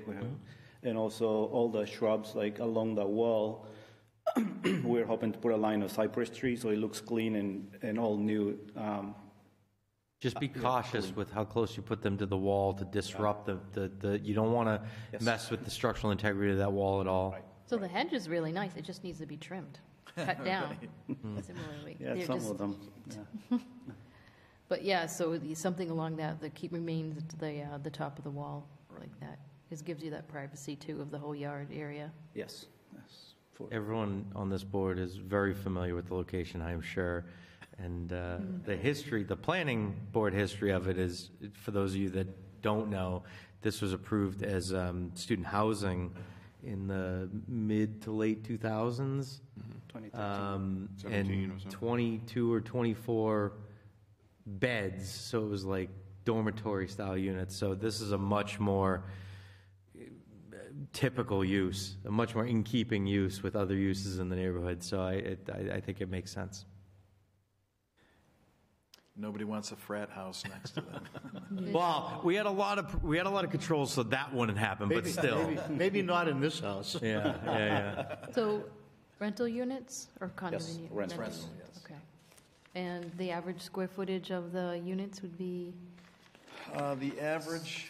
On the size, we got a studio, so that's small. Yeah, if we've got 7,458 square feet divided by 9, that's roughly a 800-ish square feet. And again, it's mixed between this one studio we have, the 3 one-bedrooms, and the 5 two-bedrooms. So it's hard to say average, but if you average them out, it's roughly 800 square feet per unit on average. The laundry, is it? Laundry in each unit? So we have a laundry room on the first level at the main entry. So common laundry? Common laundry, yes.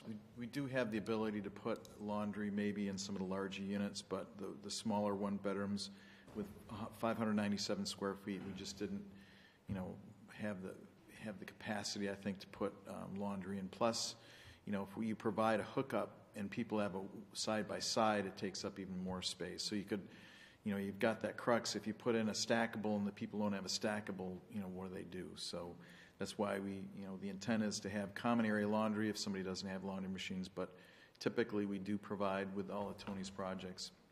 And he's done a lot of projects in Fitchburg, Gardner, Leominster. So he's a very local known developer. But any accommodations for charging station for electric vehicles? So we did discuss that option, and how do you feel about that? Yeah, we'll do it. I mean, I actually own also an electrical company with about 30 employees, so we're very familiar with the requirements. So. Same thing as what we talked about the other one. Even if you want to run conduit, to be prepared for the future, great. No, we're done it. The last couple of projects we have done, we had like indoor parking and one outside for all the tenants, and in every location we just dropped a line for future car chargers or bicycles. Like some people now, they electric bicycles. So those are two things that we normally accommodate for. Same goes with the like with the laundry. In every 2-bedroom units, we automatically, that is a standard. Also on the more high-end units that we do, and this I will definitely make sure it is.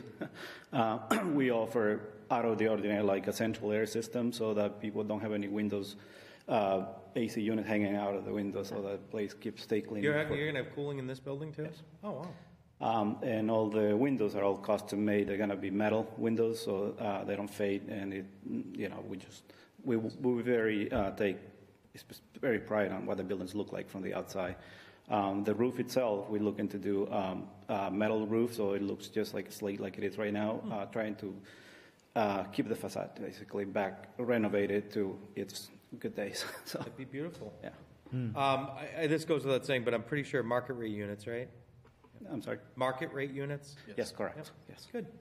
That sounds great. This has a full basement too.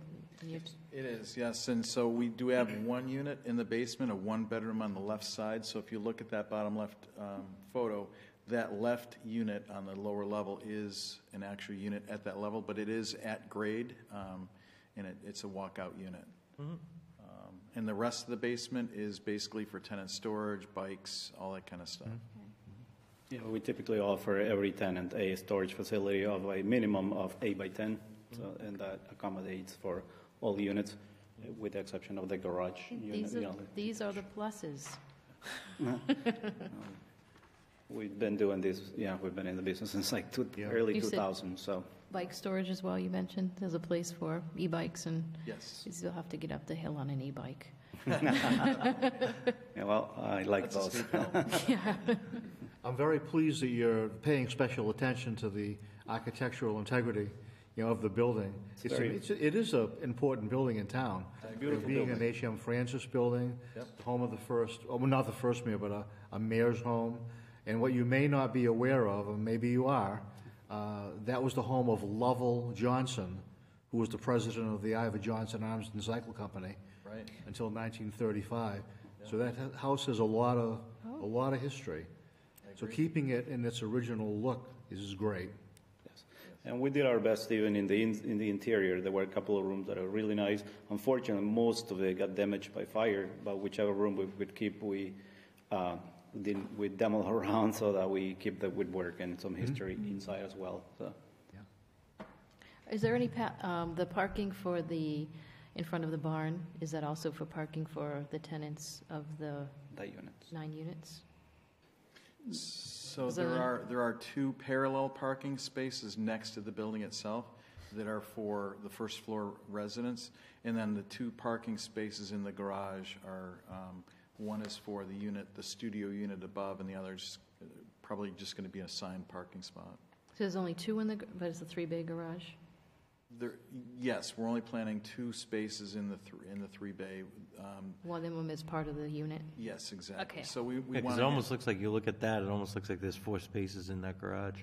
Right, it's just actually just the right-hand 2 spaces that we've Okay. got. So, so along the left, near the building, it was kind of hard to see. Right, there's there a with the stair, so, depicted- There's so where the 2 doors occur, and that may not exactly align with the architectural elevation and the That's why photograph. I was just going to pull up you have it in here in your architectural. Is there a site. doorway off of that side, or how would they get to the front? Yes, so. That's it, Paul. So there's going to be a door in from the garage area into the mudroom. We do have that exterior door as well, but since we are assigning one of those 2 spaces to the unit above, we'll have a door from the garage into that mudroom. Okay.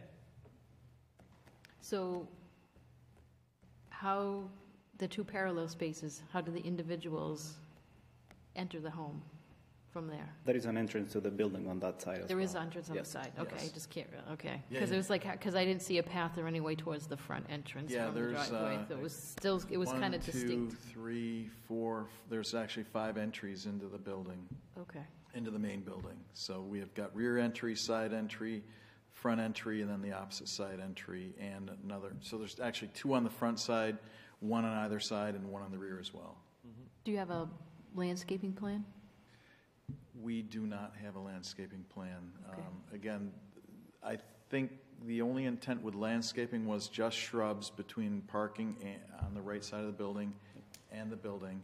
And then on the left side, we've got the parking, which is close to the building, and then all the lawn areas. So I think we're preserving the trees around the perimeter of the property, and then just everything else is going to be Because appeared to be some relawned.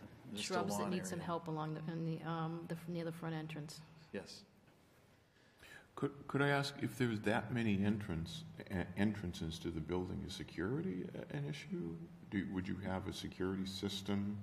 We normally do on our buildings, we do a intercom system with fobs that is video, every door has an entrance that you can ring in whichever unit, and also has the automatic access for life safety, like police and fire department, that automatically give them access. So. Right, so we'll have a small sprinkler room, we'll have a Knox box in case the fire department needs to get access to that. Each one will have a different, unit number? I'm just thinking, Yeah, we have an you have intercom. deliveries occurring, right? To be traveling around the building? or No, is we're it gonna have spot? right at the front entrance, we're gonna have a vestibule for mail, like the mailbox is gonna be Okay. inside. And there'll be also an area, so there'll be 2 doors, the main door to the exterior, another door past that. That will be a secure, locked door. And all the doors are gonna be strike with intercom system. So. All the exterior, outside envelope doors. Do you want to have your engineer address the comments, the DPW comments? Yeah, Paul, Alex, the engineer, has his hand. Yeah, he's been unmuted the whole time. Yep. Okay. He can talk. Yep, I'm here. Do you have a copy? Yes, I do. Let me just pull it up real quick. So the first comment, please provide a tabulation of existing and proposed impervious area. We can easily provide that. I don't have those numbers on me at the moment. I really only got to look at this at 5:30. But that's not something that's unreasonable to provide. It should be quick, very quick calculation. Number 2, in the proposed condition, the delineation for subcatchments 2S does not appear to be accurate since the time of concentration will be different for the portion of 2S that runs towards Payson Street versus the portion that runs towards South Street. Please clarify. So in our stormwater report for this project, we provided a figure called proposed catchment areas It is page 73 out of 81 out of that packet. So what our approach, essentially, our approach was that although the runoff is running off of the site at 2 different points, ultimately that water ends up at the corner of Payson Street and Summer Street. So we treated that as one subcatchment because it could run off and run along the property line and then run off at some point. It could run off and run along the property line and run off onto the road. Essentially, it gets to this one point just off of the property. So we used basically the same, we dictated that they were both the same subcatchment, given that they were reaching essentially the same design point. So that would be my verbal response to number 2. We can certainly adjust things and get something back to you that reflects, we could see what it looks like when there are 2 different subcatchments and see what the model looks like. But the important thing for us is that we maintained that between existing and proposed conditions. So let's see if I can get to the existing subcatchment figure. So the same kind of figure, but for existing conditions. I'm just scrolling over to it now. Bear with me, please.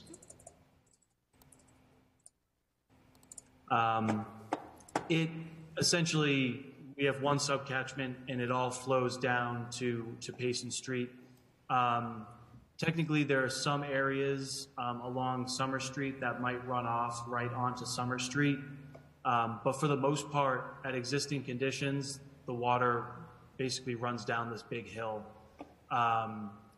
So we maintained that simplicity between phases, from existing to proposed.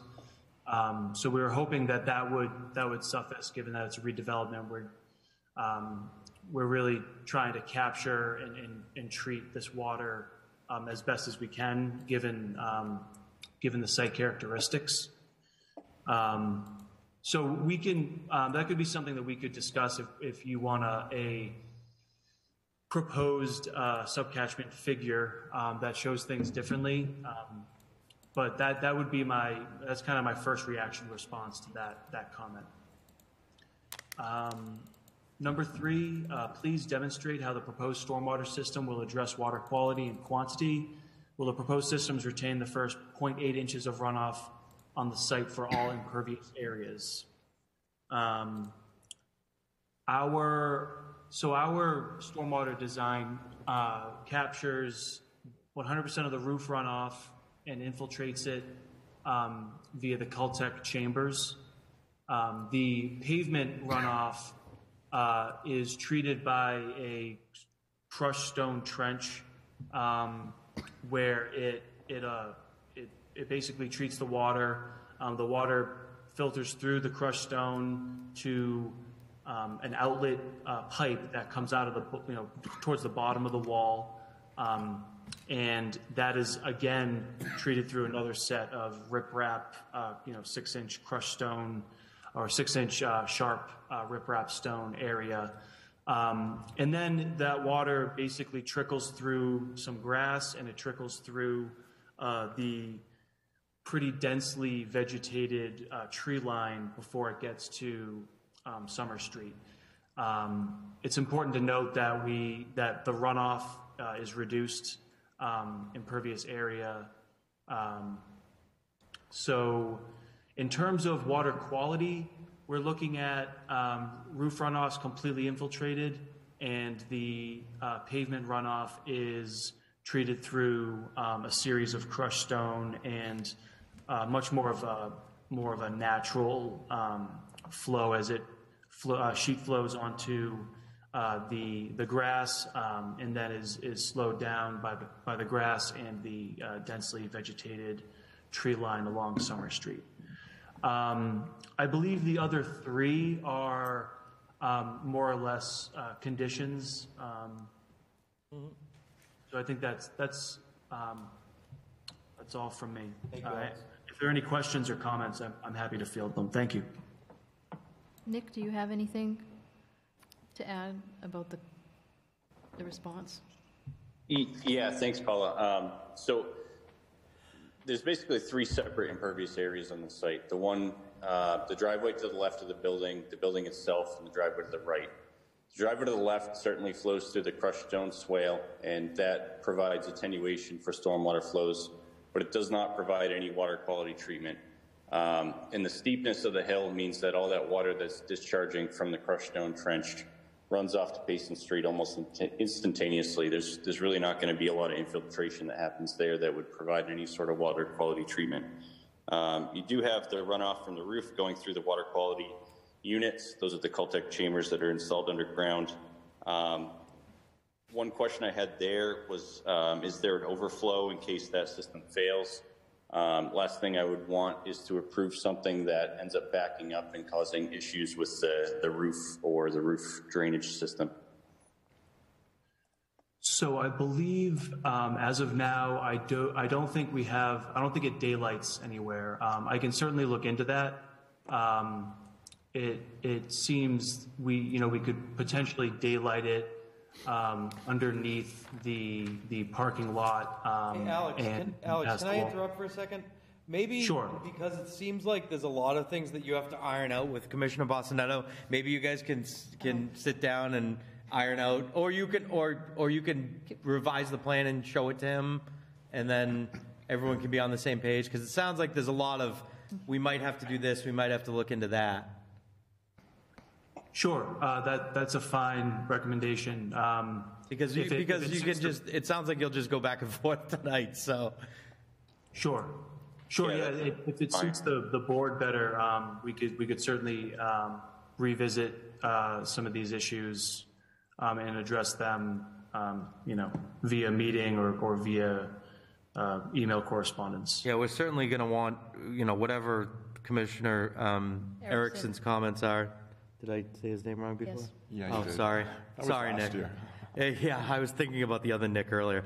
It's Commissioner Erickson. Whatever Commissioner Erickson's concerns are, obviously, you need to iron them out, so. Sure. Thank you. Nick, is that approach acceptable? Yep, that's fine. I think the other utility details that are shown are acceptable. Just to make sure, it's best to reach out to the water department. In this case, you don't need a sewer connection permit, but for the water side of things, just to see what they're going to require. And just for the board's future reference. So if we require a water connection permit, that should be something that's vetted out before we issue a conditional approval. Just because, for example, Westminster Hill Road, we simply don't have the water pressure to service some of the proposed buildings that have been approved out there in the recent 2-3 years. So that's just something that we want to verify with the applicants before we issue that approval, just to make them aware that if they need to drill a well, that they have the means to do so. Should we look at a code change to make that a requirement? That's not a bad idea, at least for the water side of things. Water and sewer, just to make sure that utility connections are viable, because sometimes these projects are predicated on the notion that water and sewer are available, and the applicants don't have the means to either build a well or septic system. Would we receive those comments, though, during the public hearing process, as part of that, as part of the department comments? We can build in a process that flushes those details out. Usually, at this point in time, what happens is that planning board approves a project, they go to pull a water or sewer connection permit, and then the problem is identified. So instead of having that happen after the fact and then have applicants be upset that they have to deal with an unforeseen, I think it would be better to be flushed out during the planning board review phase. So if that means getting comments from water and sewer, we can certainly do that. It just, the issue right now is that everyone's understaffed and overworked, and spending Yeah, we few hours on these reviews is tough to fit in sometimes. Understandable. I recall we used to get substantial wastewater comments. Well, that's what I was going to say. I mean, if it's not picked up by you, did the department review comments go to John DeLine in wastewater, or did they used to? But Jeff Morawski left to go to Concord. Tony Maressa, the sewer system manager, left to go to the Army Corps. And the guys that replaced them haven't been doing the same things that they used to do. Okay. All right, we'll talk about that. I want to talk to you at the end of the meeting anyway about Paul and I have talked about some things. We'll talk about it after. Okay. Thank you. Thank you. Do we have other department review comments, Mike? Here's just one from Captain Kringen. The building will require a sprinkler and fire alarm system. That you know that. If the building is over 12,000 square feet, it'll require a full NFPA 13 compliant sprinkler system. Is it over that threshold? No, we're roughly 8,000 square feet. So just a question, what kind of sprinkler system? What's the next level down, I guess? It's a R13 system. Okay. Is that the only thing? Well, that's what the captain is saying. Okay. If 13 is the threshold, but they're doing the NFPA 13 anyhow, even if it's 8,000 square feet, then it's a moot point. Moot point. Good there.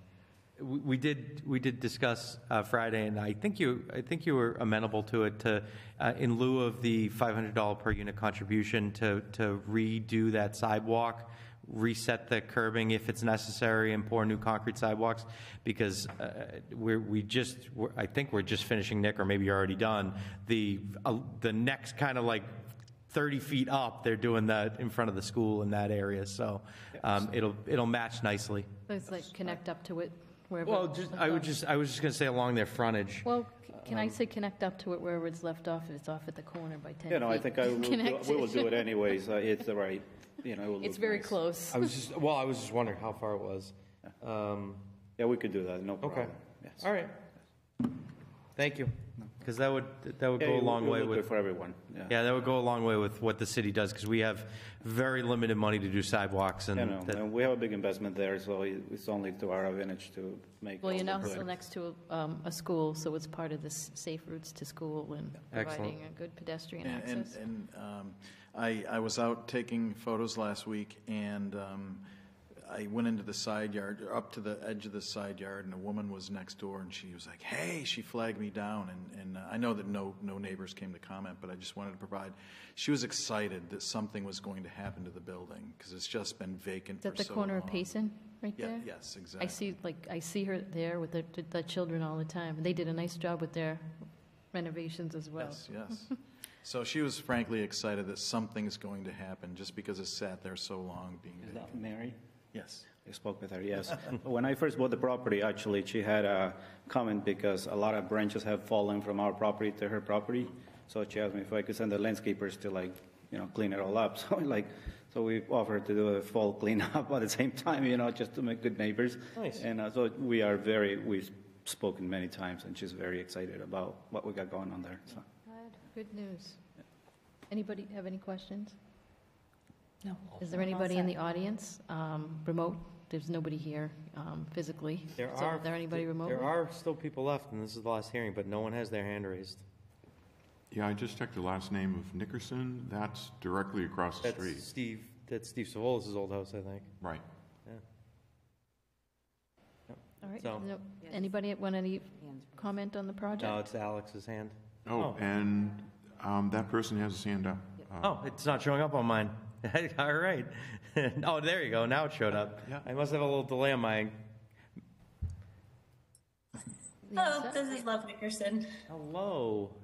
Hi. Well, I stuck in through the end, so I just wanted to say thank you for this opportunity. I am still sort of new to Fitchburg, and I just really appreciate listening to everyone's feedback. You guys are doing a very thorough job. I wasn't quite sure what to expect, so thank you again. Thank you for the comments. Anybody else? Any further comment out there? I do have to say that your agreement to work with us and everything you've said so far has been very impressive, and I hope the project is very successful. Now, I think you had said you've done other stuff in Fitchburg? Very small stuff. Okay, so just multifamily properties? Yeah, a couple of small ones. Like we picked up one on 2224 Morris Street. Yep. That was a two-family. The college, We yep. redid that completely. Really, that's the only one really I done in Fitchburg. Well, that's good. I mean, like I said, I hope you're successful with Well, this. this updating and renovation makes a big difference. Yeah. Oh, yes. Yes. So similar to the last conversation we have, because there seems to be some stormwater issues and questions, you can mitigate those between now and then. I'm certainly happy with telling you that I am completely in favor of this, and I have absolutely no concerns whatsoever, so long as our DPW is satisfied with the results of those conversations. Sounds like it might need some minor tweaking to the site plan.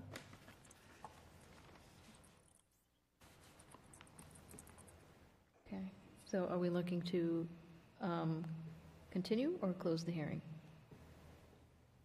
In my estimation, if I can just jump in, it seems as though, if we need to daylight the cul-de-sac and we need to do, a little bit further treatment of more riprap or something, that seems like a very minor issue to me. So if we could, move toward an approval or a vote anyway, that might speed up the process a little bit. And whatever the DPW wants, we'll do either way. So. But I have the feeling that BOBEC could get this in very quickly, say in the next week, get the calculations that they need done, get the conversations and everything tied up. Okay. Nick, Yeah, we can certainly make it a priority. Paul and Paula, can I weigh in on that real quick? Yes. So in this case, so the last project that we discussed, the issue was nothing was shown. No topography, no utility connections, no drainage analysis, nothing. Mm-hmm. This project, all of that stuff has been shown, and I'd say it's 90% there. So I'd be comfortable with a conditional approval in this case, but I don't want to let that deter the board from the meaning behind my comments for the last project.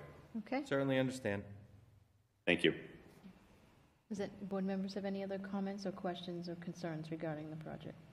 No. I'd be excited to see this happen. All right. I'll make a motion to close the public hearing. Motion's been made to close the hearing. Is there a second? Second. With the second, all those in favor say aye. Aye. Aye. Aye. All those opposed? Okay. Make a motion to approve the Discussion? special permit and site plan for 80 South Street, conversion of structure to 9 units. Subject to the newly revised plan showing the dumpster with the enclosure, new windows and doors, as they discussed, power wash and repaint the exterior, the 3 one-bedroom units, 1 studio unit, and 5 two-bedroom units as shown on the plan. The new sidewalk to include resetting the granite curb if necessary, repouring new concrete sidewalks, and sounds like an agreement from the applicant to meet up to what I think is the corner of whatever the next street up is. So along the frontage, I guess that's from Payson to, what's the next street up? Is it Nashville? Whatever. Whatever the next street up is. I got it right here. But, and aside from that, I had, just satisfaction of comments from Commissioner Erickson regarding drainage in the site plan. And then Stormwater. add the landscaping as discussed, because it wasn't shown on the plan. Right, shrubs. Pieces, and in around the dumpster also being allowed to move it to the corner, right, and not have to be in the parking space, so you can get that parking space back with the adequate enclosure. Yes, agreed. Anything else? Anybody? Nope, that's it. All right, that being said, there's a motion. Is there a second?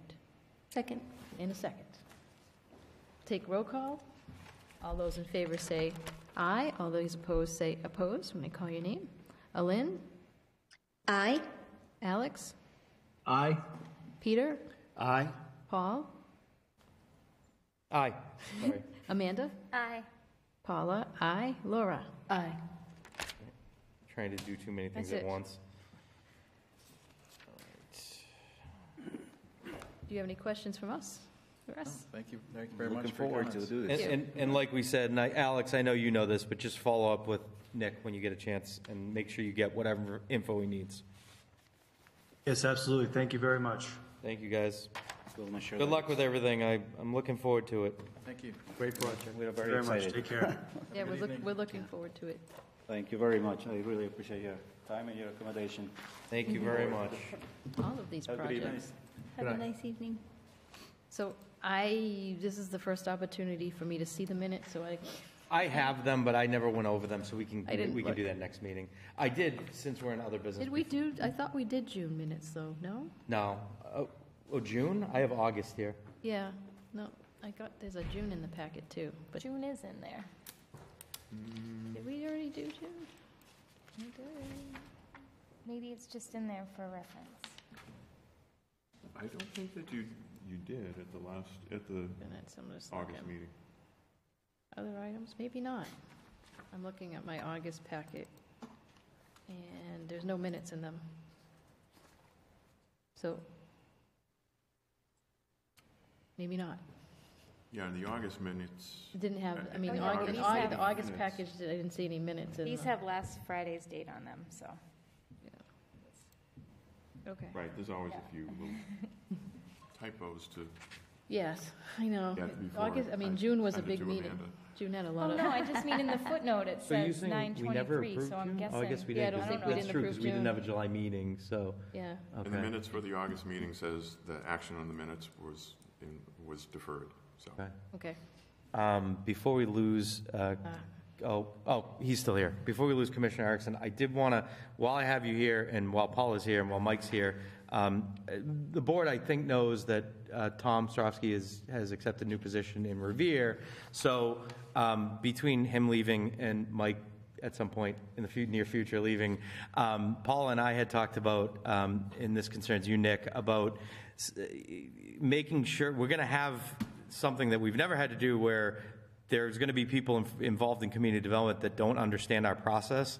So we're going to have to sit down with people involved in the city, and you particularly, Nick, because you're so involved with our meetings and DPW has such direct input on what we do, might want to sit down so that we can go over what's required of Plan the Mike's submissions. new job, whoever takes Mike's new job, what's required with every applicant, so that when we get plans in front of us, the plans are entirely complete. So we can say, this is a checklist of everything that needs to be done before a meeting, and this is what's expected of, Mike's new hire and everything else. And DPW, you can add what you think is required too, so that we can kind of try and develop a comprehensive checklist that we don't necessarily have right now, that these are all the things that have to be done, and these are all the things that code requires.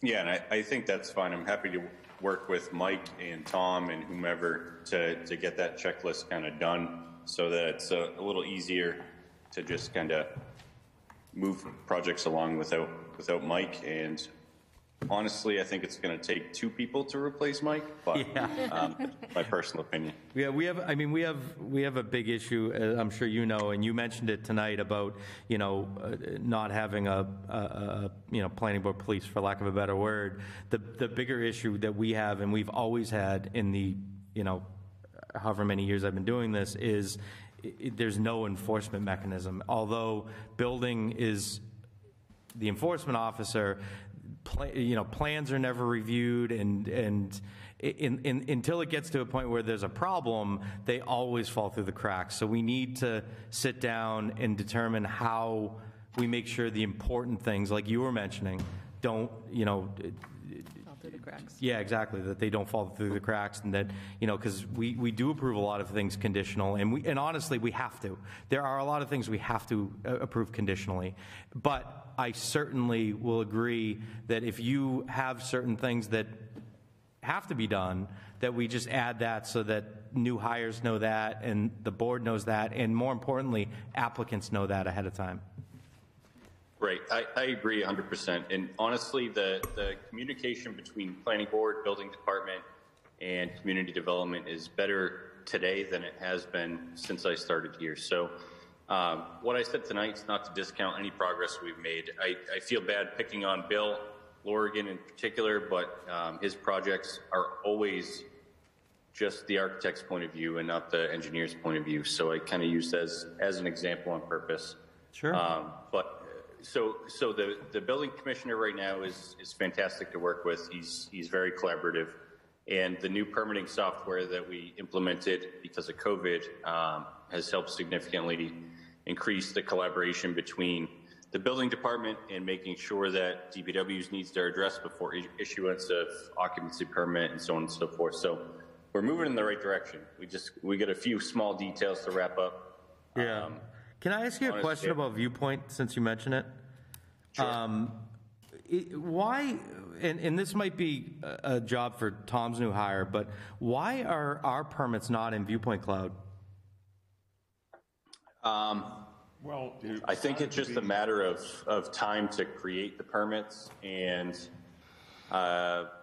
there's really no good reason why you can't all be migrated over there.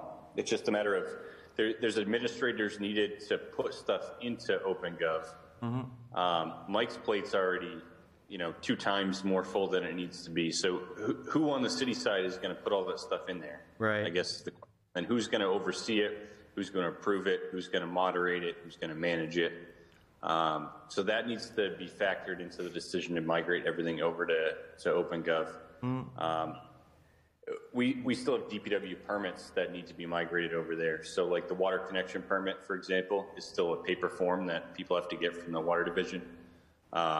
Same with the street occupation permit from DPW. So there's definitely things we can do to take advantage of that software that we haven't yet.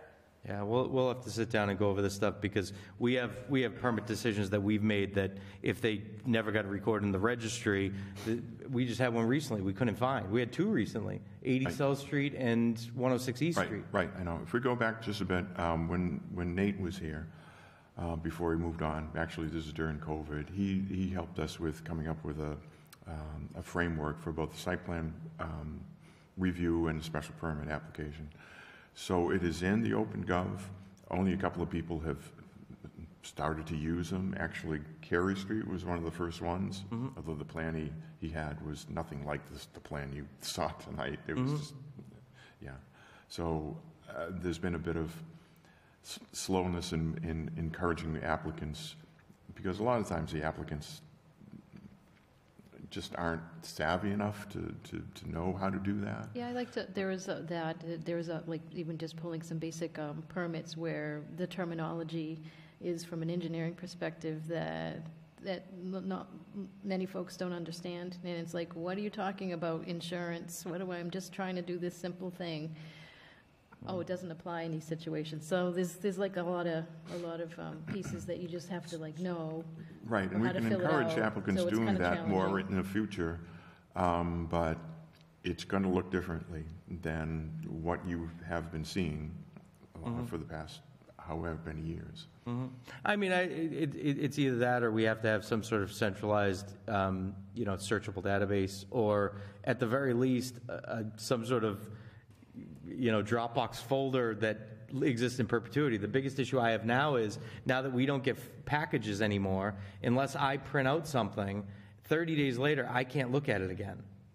Or if you email me, because I've saved every email since 2004. Right, but for quite some time now. Tens of thousands of planning board emails. Right, well, and going back to... OpenGov should fit the bill for this. And so Nate had the ability to go in as an administrator and edit these forms and tweak things, and he did a great job. But he took a first pass at it, and it hasn't been tried and tested and improved. But I also have those administrator abilities. So does IT, and I can go in and modify forms and change things. So we really should collaborate and figure out a way to get it into OpenGov.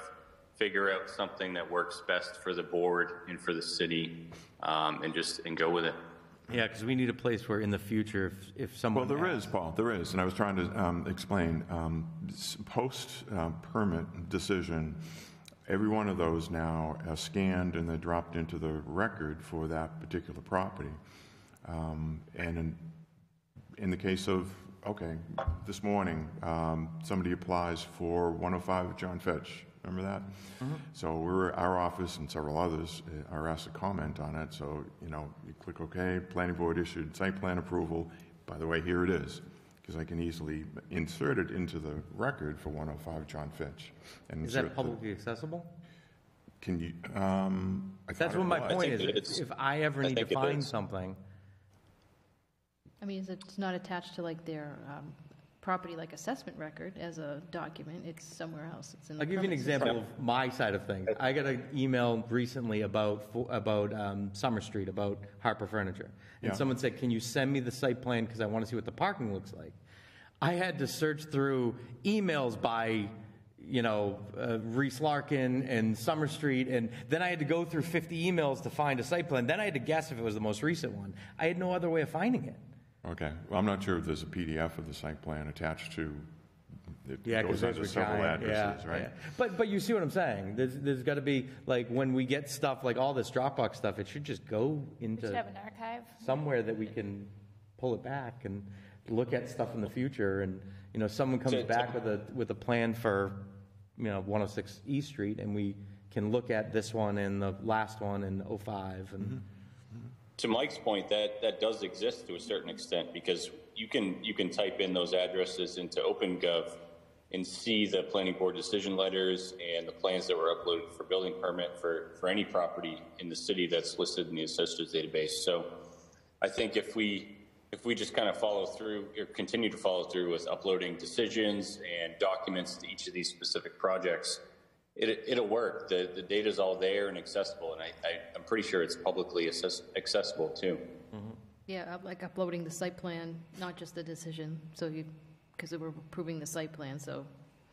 Right. Yeah, It's just we've whoever started doing that. replaces, or the multiple people that replace Mike, one of them needs to, one of their duties needs to be taking all these things and uploading it to OpenGov.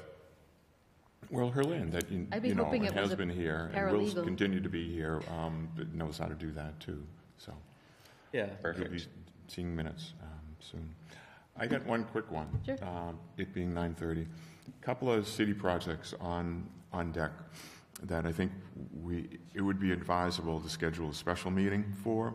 One is Crocker Elementary School, because that needs to have a site plan review with a public hearing. Has John gotten back to you yet with the timeline that he told me he was going to say a month ago? I have not. The other city project is the new Fitchburg Library. Not final plans yet, but they're pretty close. They just want to run a preliminary plan by the planning board to see if there's any outstanding things. I did see a preliminary from what was in front of the city council, and backing out onto Newton Place would not be Is one of the issues. a zoning right. issue. You can't I do saw that. an earlier plan that stopped at the four walls of the building, and all right, where's parking for this? How do you get in here? So they'd like to get going sooner rather than later. And Deb, the new library director. So do It's you want good to to- talk about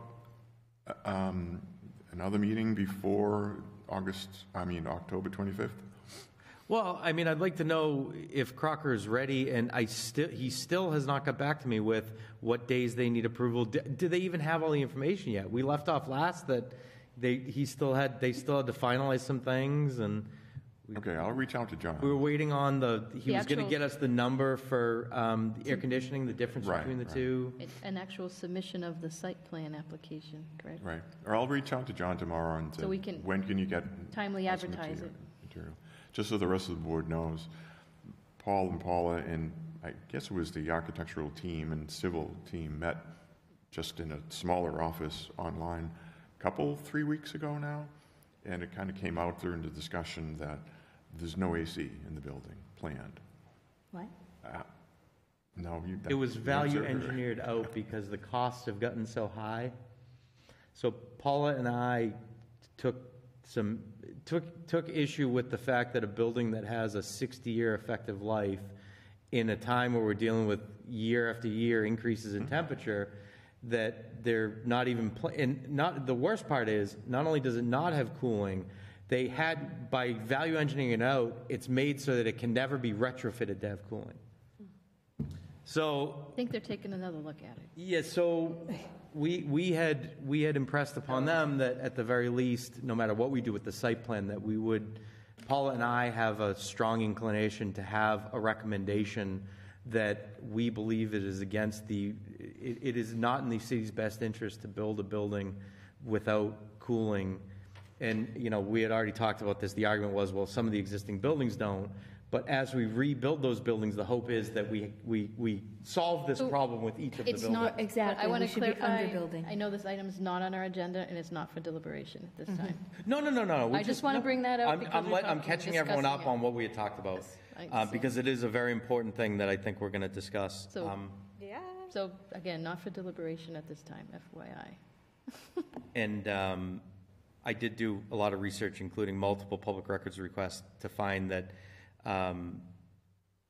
the four most recent buildings built in proximity to us, Gardner, which is being finished now, Ash West Briggs, which finished 4 years ago, Athol, which finished last year, and Templeton, which finished a couple years ago, they all have cooling. In 2017, the state did a study, and I believe, I forget what the number was, 69% or 71% of all buildings, school buildings built had central cooling. There's Fitchburg High School. Yes, as far as I believe All they right. do. Right? Yes, They they do? do. They do. Nick, do you know? What? High school, they do. Definitely throughout, though. I'm Yeah. just curious because one of the original conversations. I wish I did. What's that, Nick? I don't know off the top of my head. I wish I did. It is throughout. Sorry. Yeah. So Paula knows. I didn't know she knew. Yes. The one of the things they had talked about was at Crocker. One of the first things they did was knock it down to just the administration wing, and I said that's even worse. It's not, we can't talk about it tonight. We absolutely can talk about it It's on our tonight. We just can't vote on anything tonight. We 100% can talk about There's it. no deliberation going on. Yeah. So anyway, it's something that's going to come up. I just want to make everyone prepared for the conversation. So as settling for a date, it looks like if we need to advertise a public, planning board public hearing for Crocker Elementary, it looks like the earliest you could do is the week of the 17th. That depends if they submit the application so we can advertise it. True. But I can certainly bug them to, submit an application within the next few days, or else you're gonna have to wait. Yep. I mean, yeah, do that, and then we'll take a poll. I mean, I can do Monday, Thursday that week, but we can. Monday, Tuesday? I can't do Tuesday, no. Monday? I could do Monday or Thursday. I could probably do a Monday for something like this. Okay, let me check on room availability That's too. or if anybody It else- might need to be, if we can't get a room or over next door. Third floor. Or we could go on the third floor, although this won't be a Zoom. Do Memorial too. We just wouldn't be broadcast. We'd Memorial or one of the other It could facilities. potentially should be a larger venue if there's public interest. Yeah. Okay. I'll send out a... Yeah, let's hear if they're ready first, and then we'll talk about dates. Yeah. And if you could just remind them that we are still curious about what the difference was between cooling and not cooling. Not that it changes our recommendation, but it'd be nice to know.